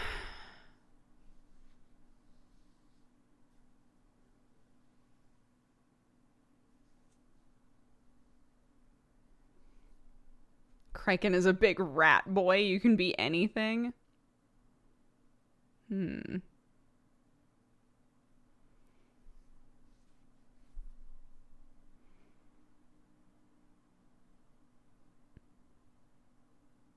Yeah, I want to be itty bitty.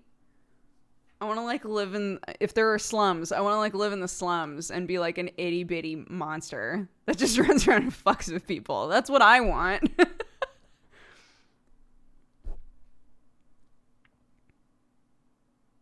Yeah, I just want to, yes, I just want to VR LARP, VARP, if you will. I just want to VARP as myself.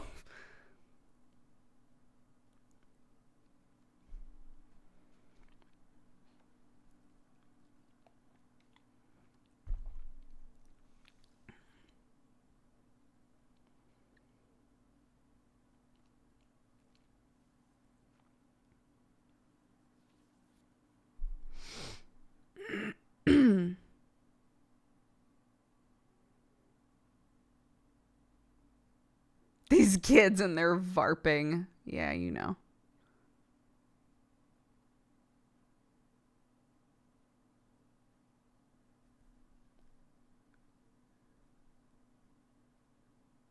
VARP sounds like a euphemism for barfing. That is not my first thought, but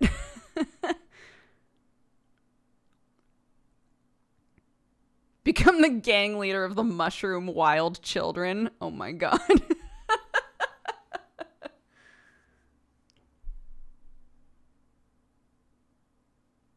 No, the cat gang cats are too cute. They don't belong in this world. I don't want to be cute. I want to be off-putting.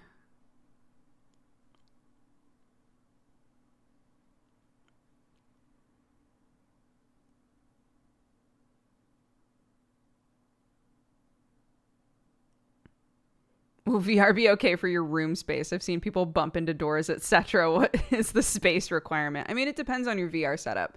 Most, like, a lot of them now, you set up cameras, like, on your wall, and then you designate the space that's safe for yourself inside of VR, right? So I could say, like with the headset on and everything, I could determine, like, this area is fine. And then if you're paying attention, hopefully you don't have an arm like go outside of that safe space and potentially hit something, right? That's when people wind up hurting themselves, is if they designate the safe space, but then they like go to do something with their arm and their arm goes past it. So yeah.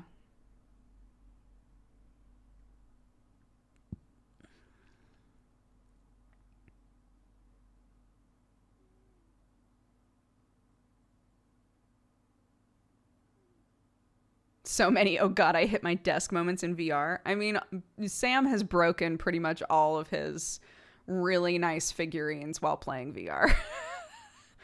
So.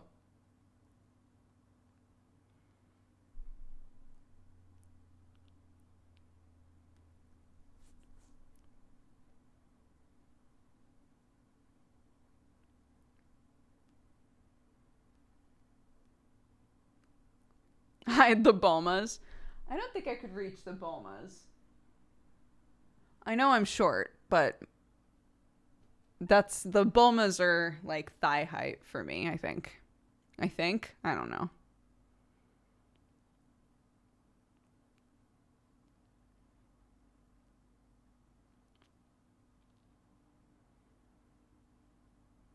Doesn't the headset warn you visually when you go out of zone? That's what I'm saying. Is yes, it does, but your arms can extend past that zone. That's why people hurt themselves. So you'll say like, okay, all of this space is perfectly fine. But when you're in VR, you don't realize where you've kind of meandered. And so say that like I wound up right here, like in front of my desk, and I saw the thing that was like, don't step forward anymore. And I was like, okay, got it. If I like went to do something with my arm, I could potentially hit this. I could hit a monitor, right?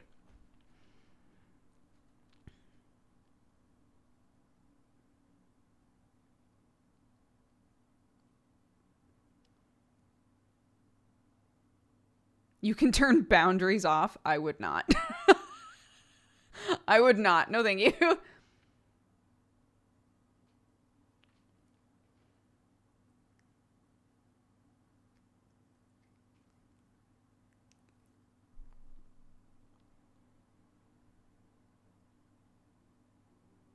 People use carpets or fans.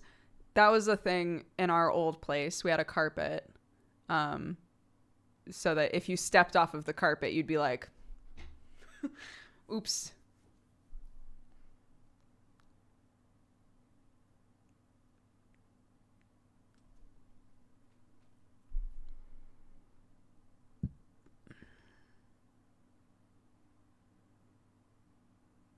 As someone who just bought a Vive, even with the chaperone, you would be amazed the things you whack that you never thought you would whack.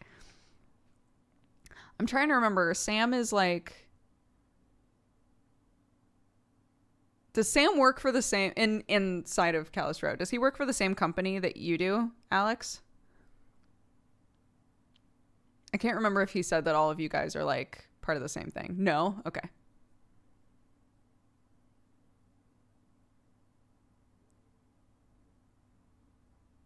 I know that it's him and somebody that he's part of the union that oversees everything. Oh, interesting. He won't tell us who he plays? Oh my. Okay, never mind then. I'm not going to say anything. I know more about him than you guys do, I think.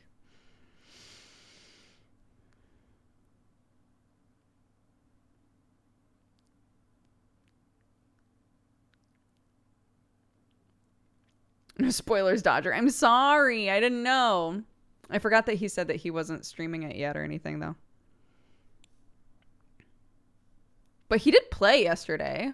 So surely somebody saw him. Question mark? Well, to be fair, typically you guys know more about what he's doing in streams than I do. He was doing extra stuff. Oh, was he playing like other characters, like doing side stuff, or?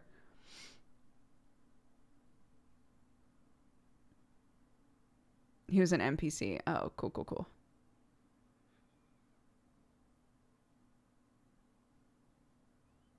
Go to Discord if you feel the need to spoil. Unreal. Yes, we do have Misdemeanor tonight. It's our finale. It's our finale. And Brett's like, I really hope you guys live. Yeah, me fucking too, Brett.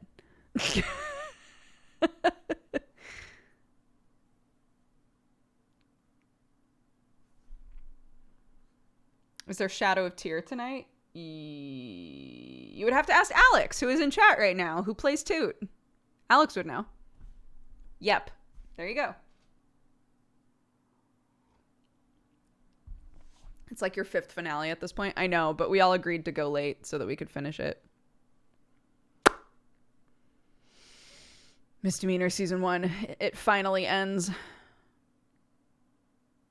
Everybody's like halfway through their Season 2s by now. Their Season 1 just kept going, baby.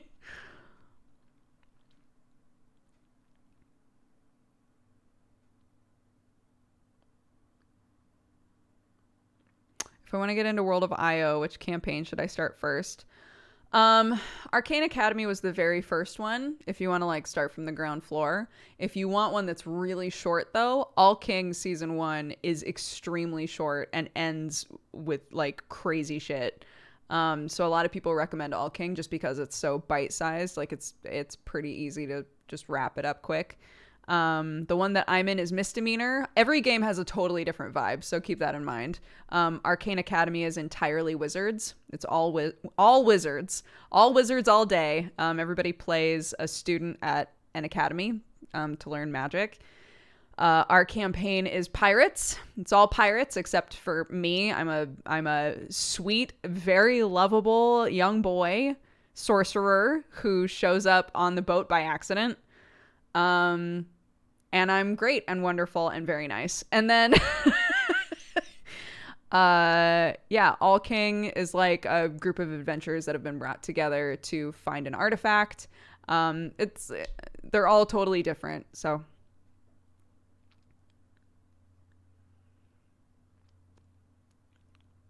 Brett and I were talking about, there are so many different bard colleges now that we were like, it would be good as an all bard campaign.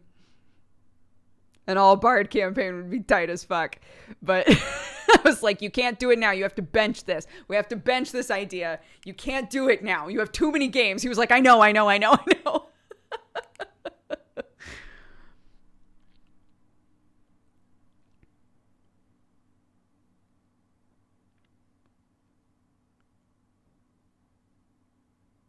miss Eugene. What do you mean? Eugene's here all the time.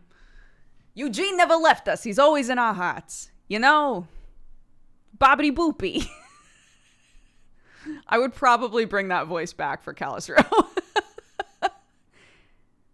Hey, what do you mean? It's me, your pal, your boy. Although, I can think of a few of our friends that are involved in Calistro that probably are doing a similar voice to that already. It's me, your boy, your girl, your beautiful in between. Your non-binary queen, I'm here. I'm ready to go. Let's do it.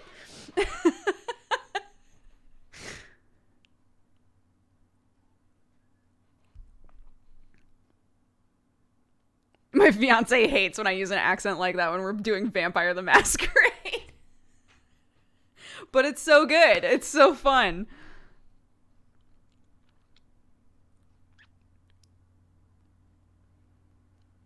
How much of that voice can you do until it goes wrong? Here's the thing. Yeah, is like, how long could I maintain that? I don't know.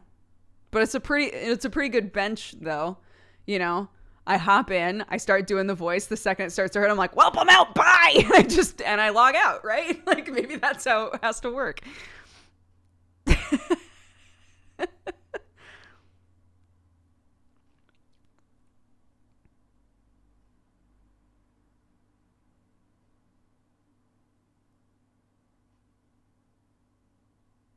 Are we doing any more ziggurat today? No, Saturdays normally, at least for the last couple of months, Saturdays have been entirely, probably longer than a couple of months if we're being honest. Saturdays have entirely just been chit chat time. So, but Ziggurat 2 is so fun. Oh my God. If you are tempted at all to play Ziggurat 2, please do it. It's so fun. It's in early access. So I know some of you are going to say, I'll wait until it's done. And I get that. But holy shit, as somebody who loved the first one, Ziggurat 2 is very fun. I definitely want to play more.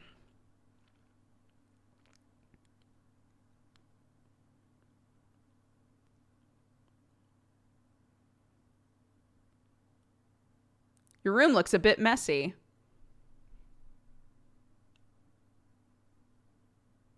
I have no rebuttal. I have nothing to say to that.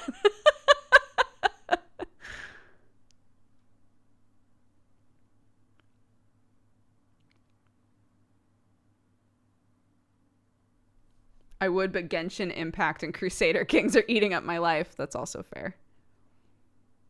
This is a messy room safe space. Remember, care tasks and things like having a messy space for a bit or not having a messy space, have nothing to do with your morality or how good or bad you are. Okay? So I'm choosing to take this not as a, wow, I'm disappointed in you for having a messy space, because it's not a moral thing if I have a messy space or not, just an observation. So in response to your observation that my space might be kind of messy, I will nod.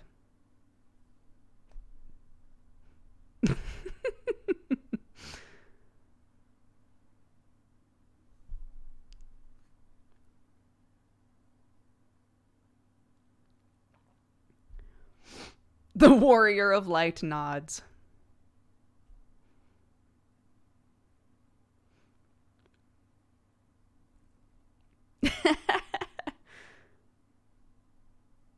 A mess with less.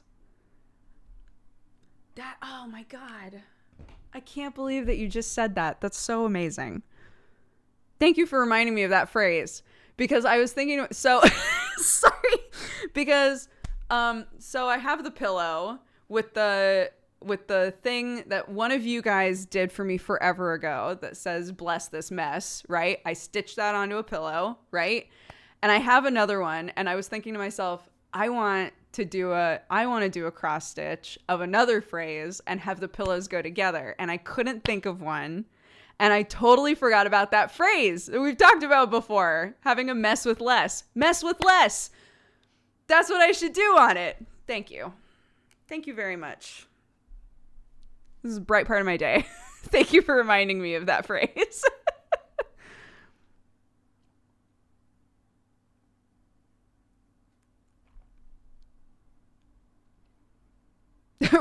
Write that down. You're right. I should write that down. Get a new activity feed, this list says in huge letters, which I have not done yet. God, what the fuck is wrong with me? Okay, no, actually, one of the things that I said I was going to do today, no, don't save.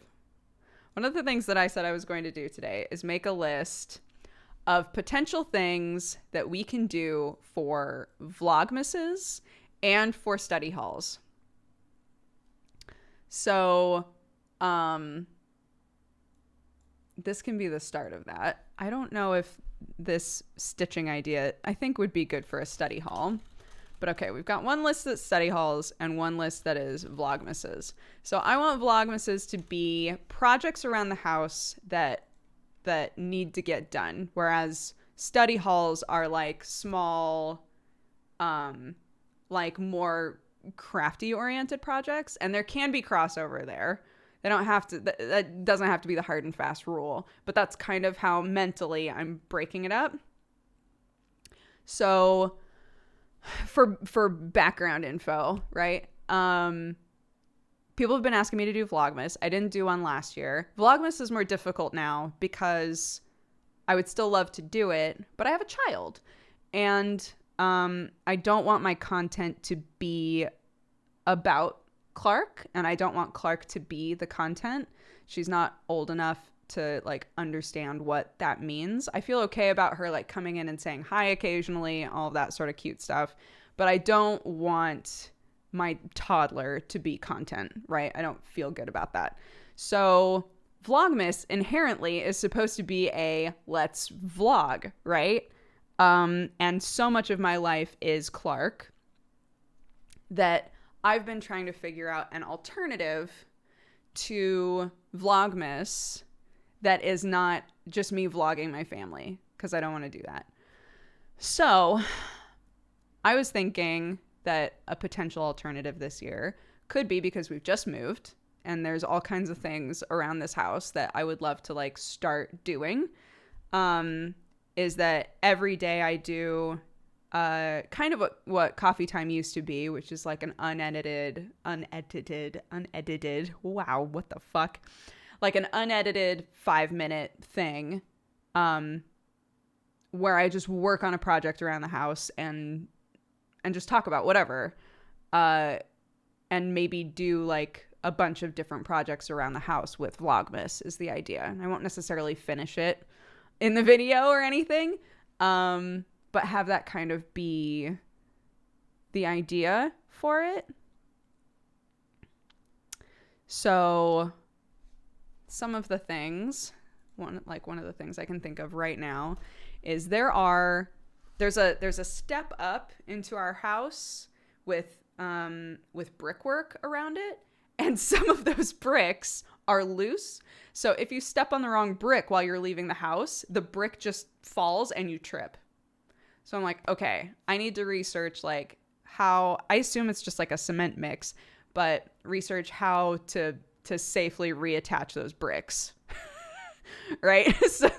so that they can solidify and we stop tripping on those. So fix the bricks outside. One project. So things like that. So a study hall project could be mess with less pillow. Attaching the rest of the patches to Clark's jacket.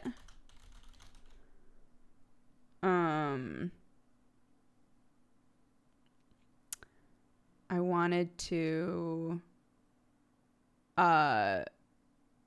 make more, this is one of the things that could be for either, but I wanted to make more coasters. Sam got like a promotional package for a game that came with all of these really cool cards with like different types of warriors on them, and I was like, oh, I could turn those into coasters, so I might do that. Ornaments I'll probably use for Vlogmas. There's some ornaments that I want to do in the same sort of vein. I have like those little wood blocks. So make like little wood ornaments. Clark can't break those. Wood ornaments are great when you have toddlers. New to the channel, I kind of want to see your tat. Nice to meet you. Oh, thank you. Welcome to the channel. So it's actually like all over my back and stuff. I think one of my mods could potentially find my original post that shows the whole thing, but this is what's on the arm. This was all done in one sitting. So all of this and everything on the back was done in one sitting, and it was 2 different artists. So one artist did the mandolins and one artist did the flowers. And I love it. I told them that I wanted to do something kind of like soft, nothing like super dark, and that I wanted the flowers to be English roses, which is what was in my the like primary flower in my wedding bouquet. So that's what we wound up with. and it's very pretty, and I adore it.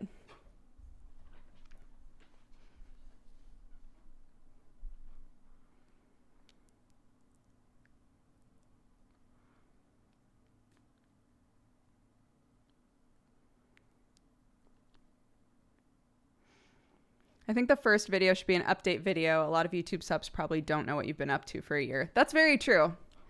That's very true. I could still work on a project while doing an update, though. But yeah, I agree.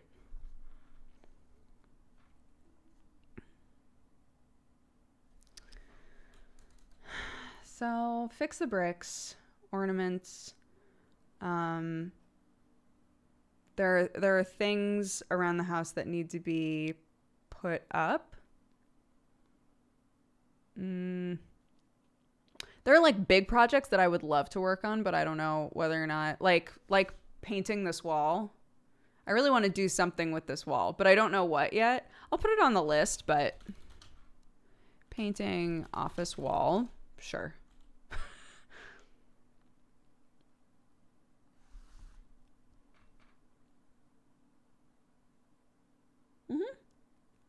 I just have to paint it back when I move. A baby, a move to England. I'm way out of the loop. Yeah. Yeah, we have a 2.5-year-old. We've lived in England since December, so almost a year now. We just moved. Time me out, I broke the rules.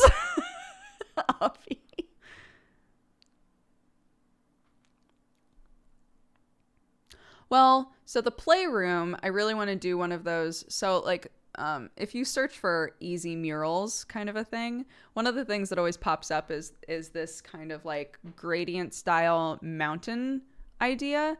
So you start off with like a really light version of a color on top, and then like kind of a general like mountain range shape in the next color, and then more mountain range shape under that in the next color, and it gets darker and darker and darker. I love that. I think that's so cool.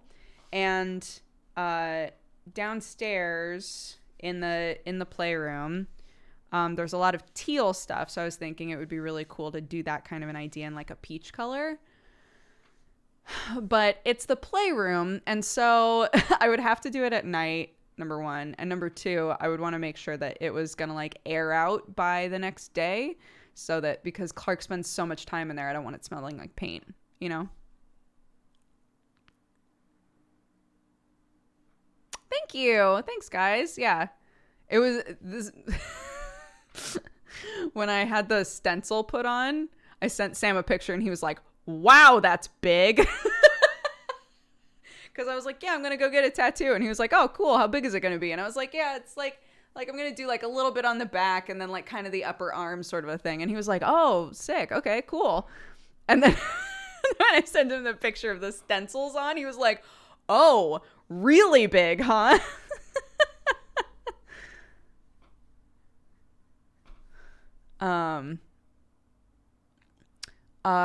One of the projects I would love to do is, I'm trying to remember what they're called.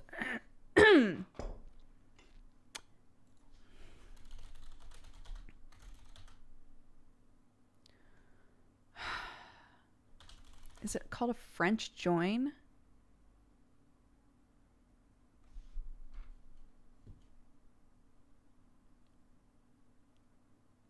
The join where you have like two bits at a 45-degree angle and they slot together. I can't remember what that's called. I'm trying to find it.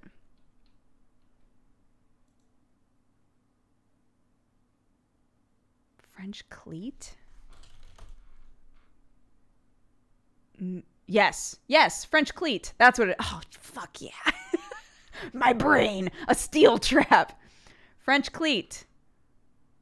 I've thought about in the kitchen putting together a French cleat wall. Not wall, but like a big thing with a bunch of slats on it.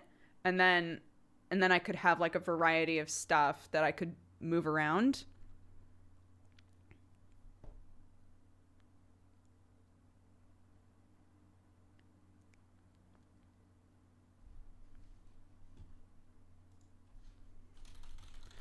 French cleat. Oh, there's the bookshelf for Clark's bed. Was there something else I wanted to do for her room?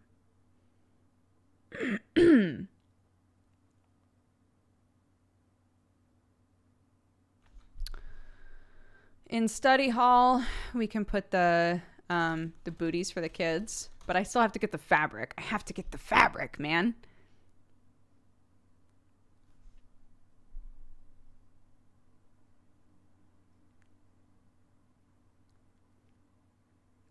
I do want to build a chicken jail. Yeah. That's like kind of weather determinant though. I'll put chicken jail on Vlogmas, but yeah. If it's pouring rain, I can't film myself doing that.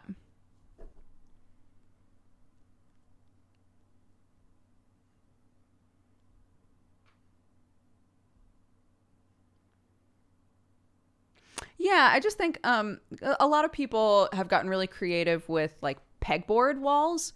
I think that stuff looks awesome. But I saw somebody who made a wall with French cleats. And they had like little hanging pots and all kinds of things with like plants, and it was very cute. And they were like, yeah, I can just move them wherever I want. I was like, that's so fucking smart. That's so cool. So I want to do that, I think.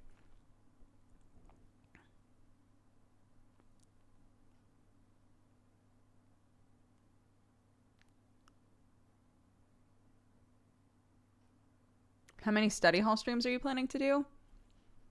I don't know. We want them to be every Thursday, but until we have stable internet, Sam and I can't stream at the same time. So no study hall streams until we have the internet that can handle it, for me to be able to stream when Sam is streaming for his normal slot, you know?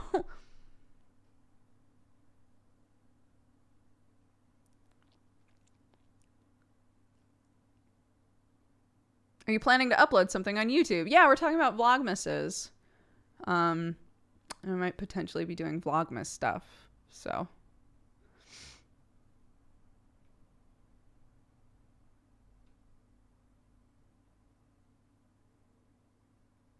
How the maintenance would be for the French cleats? How do you mean? Like how to clean them?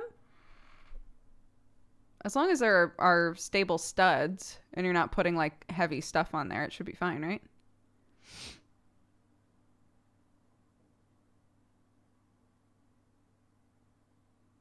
Are you talking about other tattoos I have? I have 3 other ones. So I have this monster, and then I have the Hebrew Chai in the middle of my back.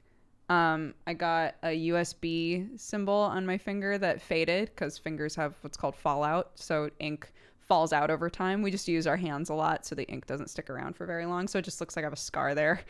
And then I have a bunch of gears here that I got in college. And each gear represents a different member of my family. I've been meaning to do something like extra with that, along with adding Sam and Clark in as more gears, but I haven't done it yet.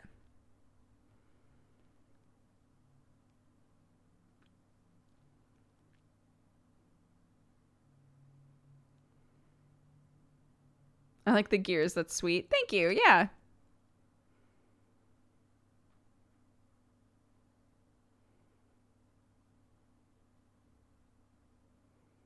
I want another tattoo so bad, but not cat gang related this time. They get addicting. Yeah. I try to wait a decent amount of time between my tattoos because the second you get a new one, you're like, I want another one. I don't know what that's about. I don't know what that is. There's like a weird mental thing that happens where you're like, I want 10 now. So I got this 2 years ago now? No, just a year ago. Just a year ago? 2 years ago? Wait, what the fuck? When did I get this? 2 years ago?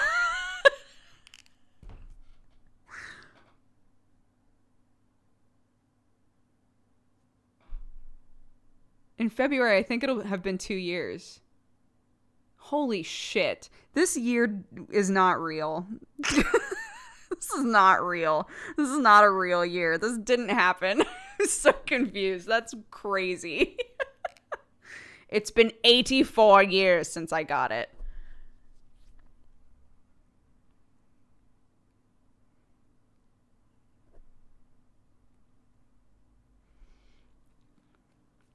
Yeah, it was just after Clarky.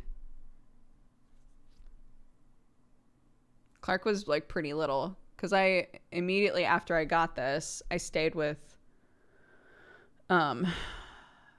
David and Aaron in February, and I brought Clark with me, and Clark was still itty bitty. But not only that, but like February is when I was solidified here as a resident, so it couldn't have been this year, so it must have been last year. Wow. Time. Time.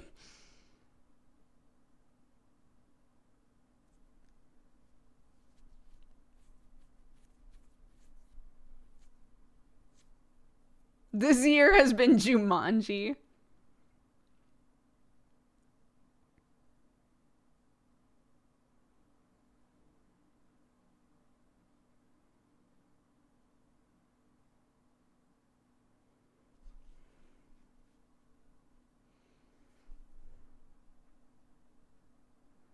Bye, Edward.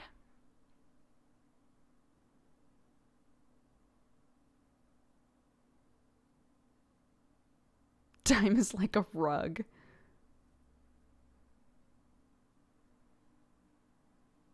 Man, have we been streaming 3 hours?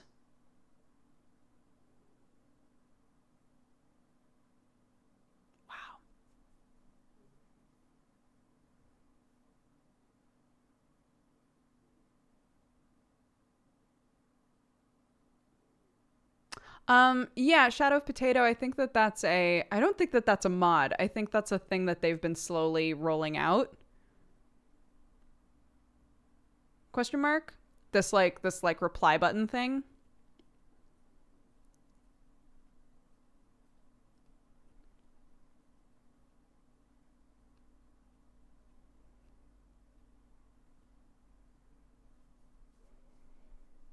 Yeah, because I've noticed it in some streams. I know that in our channel, when you reply to something, it'll say like, so-and-so is replying to you. I think like they're replying to this statement. But I think some people like it. Some people don't like it. We'll see if they adjust it or not.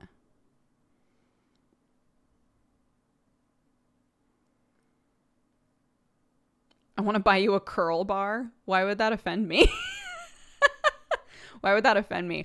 Oh my God. I actually had a moment, and I know that this is just because I lift up my child all the time, but I was brushing my teeth and I like turned my arm a little bit and I was like, oh, my arm's looking pretty all right. I just like sat there like brushing my teeth, like flexing in the mirror like a fucking idiot. It's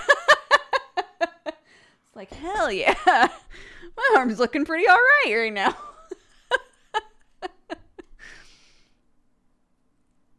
That's how Sam does it. Yeah. Every day when Sam brushes his teeth, he's like, yeah.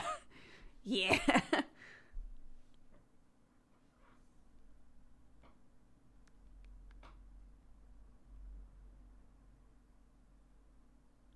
What were the reasons against it? Against what? The reply thing? Just that it muddies up chat.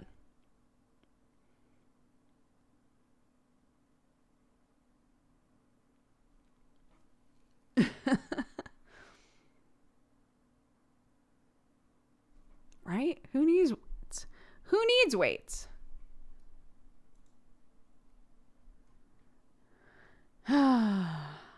Goodness. Okay. Well, this is a pretty good start. So study hall ideas are a mess with less pillow, attaching the rest of the patches to Clark's jacket, making coasters, and making booties. Vlogmas ideas are have the first one be an update video, which I think is totally fair.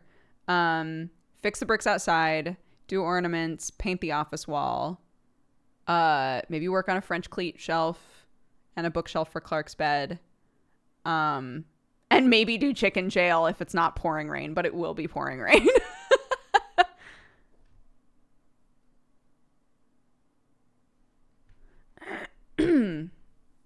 Paper mache anime characters for the pegboard. What?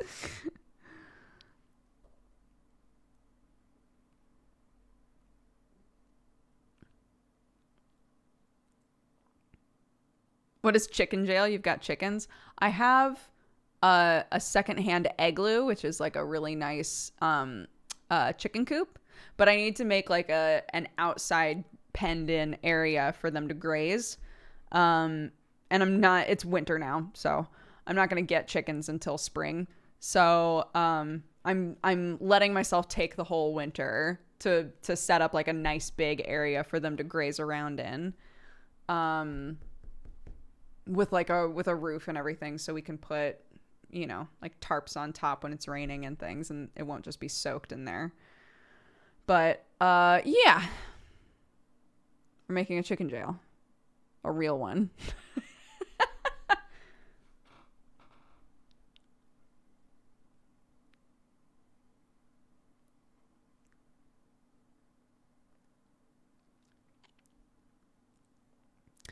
Yeah, I mean, there are lots of ways that you can get like rescue chickens or get older chickens. If they produce eggs, awesome. If they don't, that's also totally fine. They're, new family members, a couple chickens. Clarky can take care of them and she'll love them and they can graze around and have a blast and it'll be fun.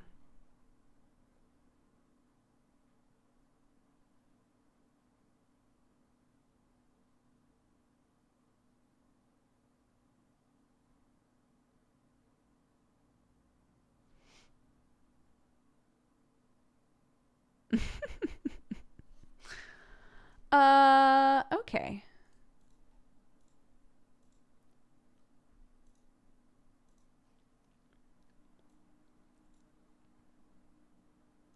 We have 14 Valentines to read.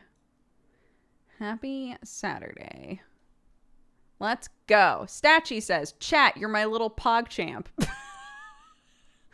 Alita says, congrats on the move. Thank you. I hope everyone's Saturday is cozy. Weird Uncle Jay says, this is for Watson. When I have a rough day, I watch the video of getting her to cheer me up. Did I tell you guys that Jeannie sent me a bunch of pictures from when we found her? It's wild. She was like, I have all of these pictures on my old phone of Watson the day that you like took her home. And I was like, what? And she sent them to me. They're so cute. Prop Maid says, a tip. If your radiator is cold, you have to bleed it. You can do it yourself and it's very simple. It's easy to Google. Oh, is this a follow-up to yesterday when I was saying that the radiator in the guest room doesn't seem to work? So you think maybe I just need to bleed it and it'll be fine? Go ahead and put that on this list. Bleed radiator. It's a common thing. Great.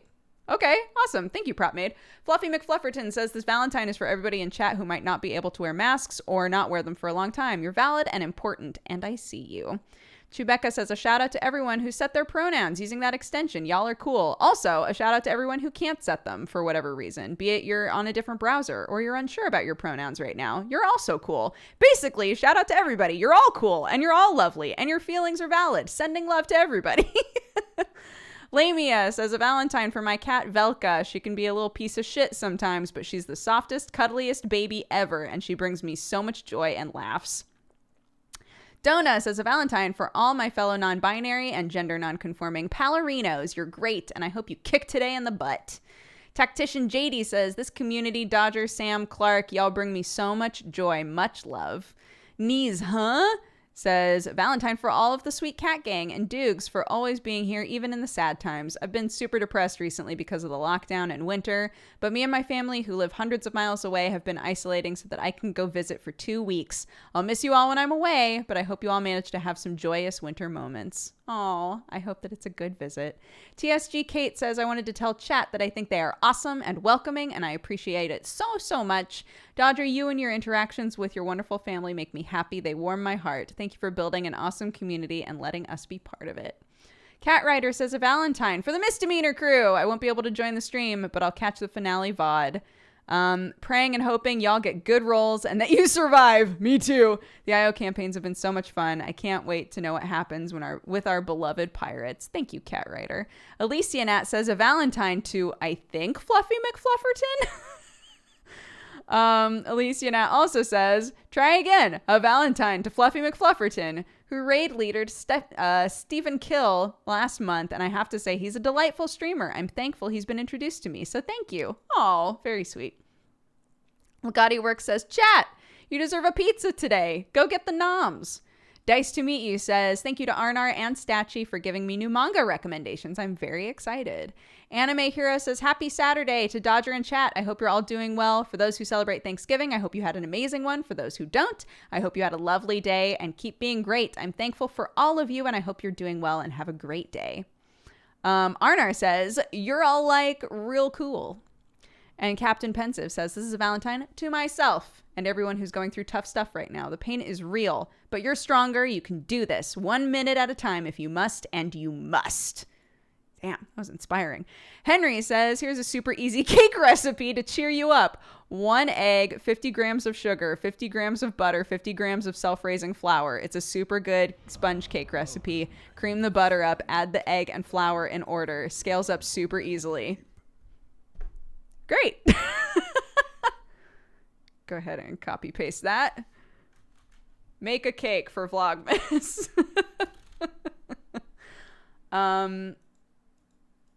Yeah, cool. Amazing. Thank you for all those sweet Valentines.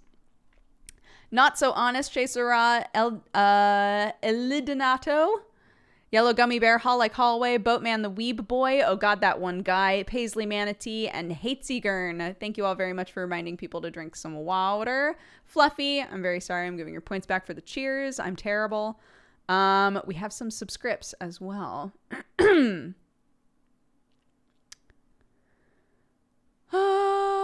Okay. Tight. Let's go.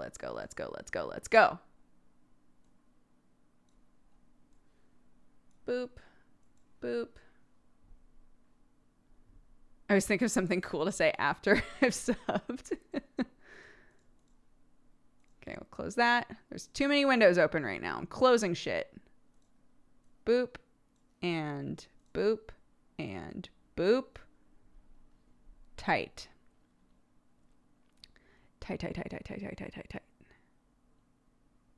Mikochi! Welcome to the Katogangu. This is from Toachmeister, who said, I want this sub to go to a random person in chat. So there you go. Welcome to the Cat Gang. Hubba bam.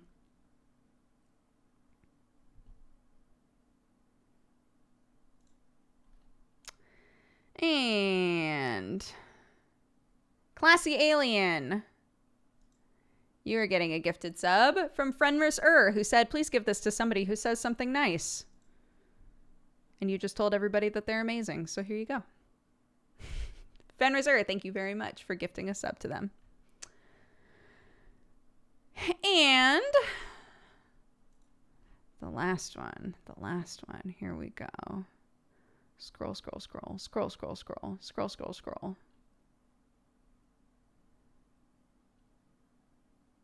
Raid leader is already taken. Yeah, it's usually taken right from the get-go. Although I feel like I should probably have raid leader paused until later on in the stream because so often the person has already stopped streaming by the time we're done. There's so many subs in here. Marquis. Here you go. A gifted sub from Grace Me, who said, please gift this to a cute non-sub in chat. Done. Bam.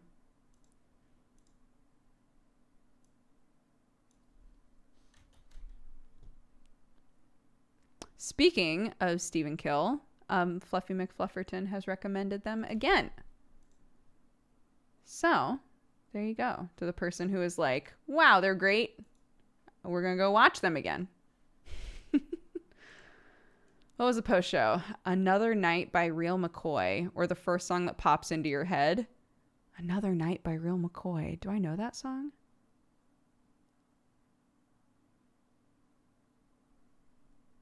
Another night. Like, another night, another dream, but always you. That's the only song that I can think of that has another night in it.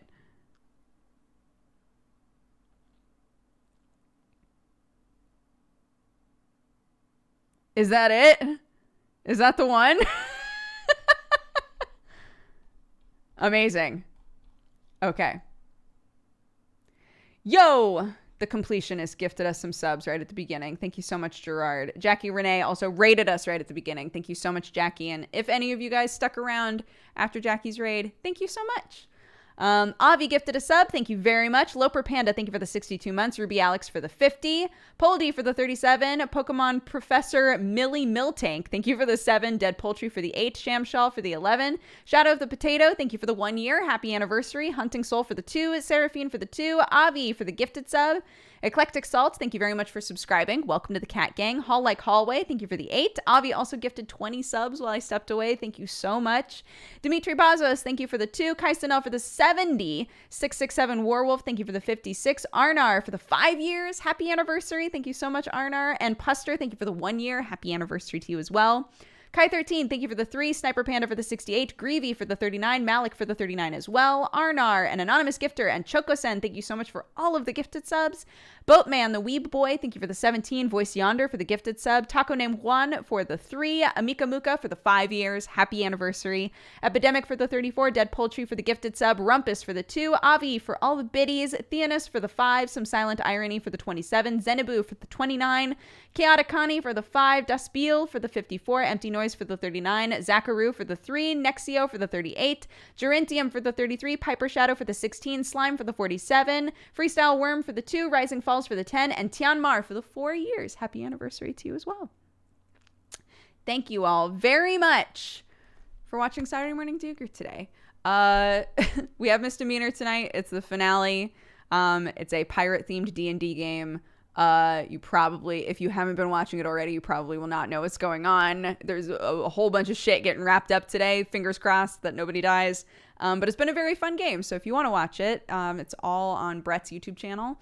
youtube.com/worldofio, I believe. Just IO. So there's that tonight. Tomorrow, hopefully we can do Manga Pod. It's been like a month or so of us canceling it. So hopefully we can do Manga Pod tomorrow. And tomorrow night is Godforged. Yeah, so a couple days of D&D, some manga thrown in there, etc. Our next normal stream will be Monday. Monday at this same time, but just going a bit longer. So if you want to tune into that, if you haven't been here before, I would love for you to come by. So let's send y'all off to Steven. Bam. And in the meantime, I don't know that I know all of the words to this song, but I'll do my best. Another night, another dream, but always you. It's like a vision of love that seems to be true. Another night, another dream, but always you. In the night, I dream of love so true. Bam, bam, bam, ba-dum. Bam, bam, bam, ba-dum, bam, bam, bam, bam, bam, ba-dum. Bam, bam, bam, ba-dum, bam. Another night, another dream, but always you. It's like a vision of love that seems to be true. Another night, another dream, but oh, just ignore that. It's over. Not true. In the night, in my dreams, I'm in love with you. 'Cause you talk to me like lovers do. I feel joy, I feel pain, but it's still the same. If the night is gone, I'll be alone. Wow, I know a lot of this song. Holy shit. Why do I know so much of this song? What the fuck? Okay, bye.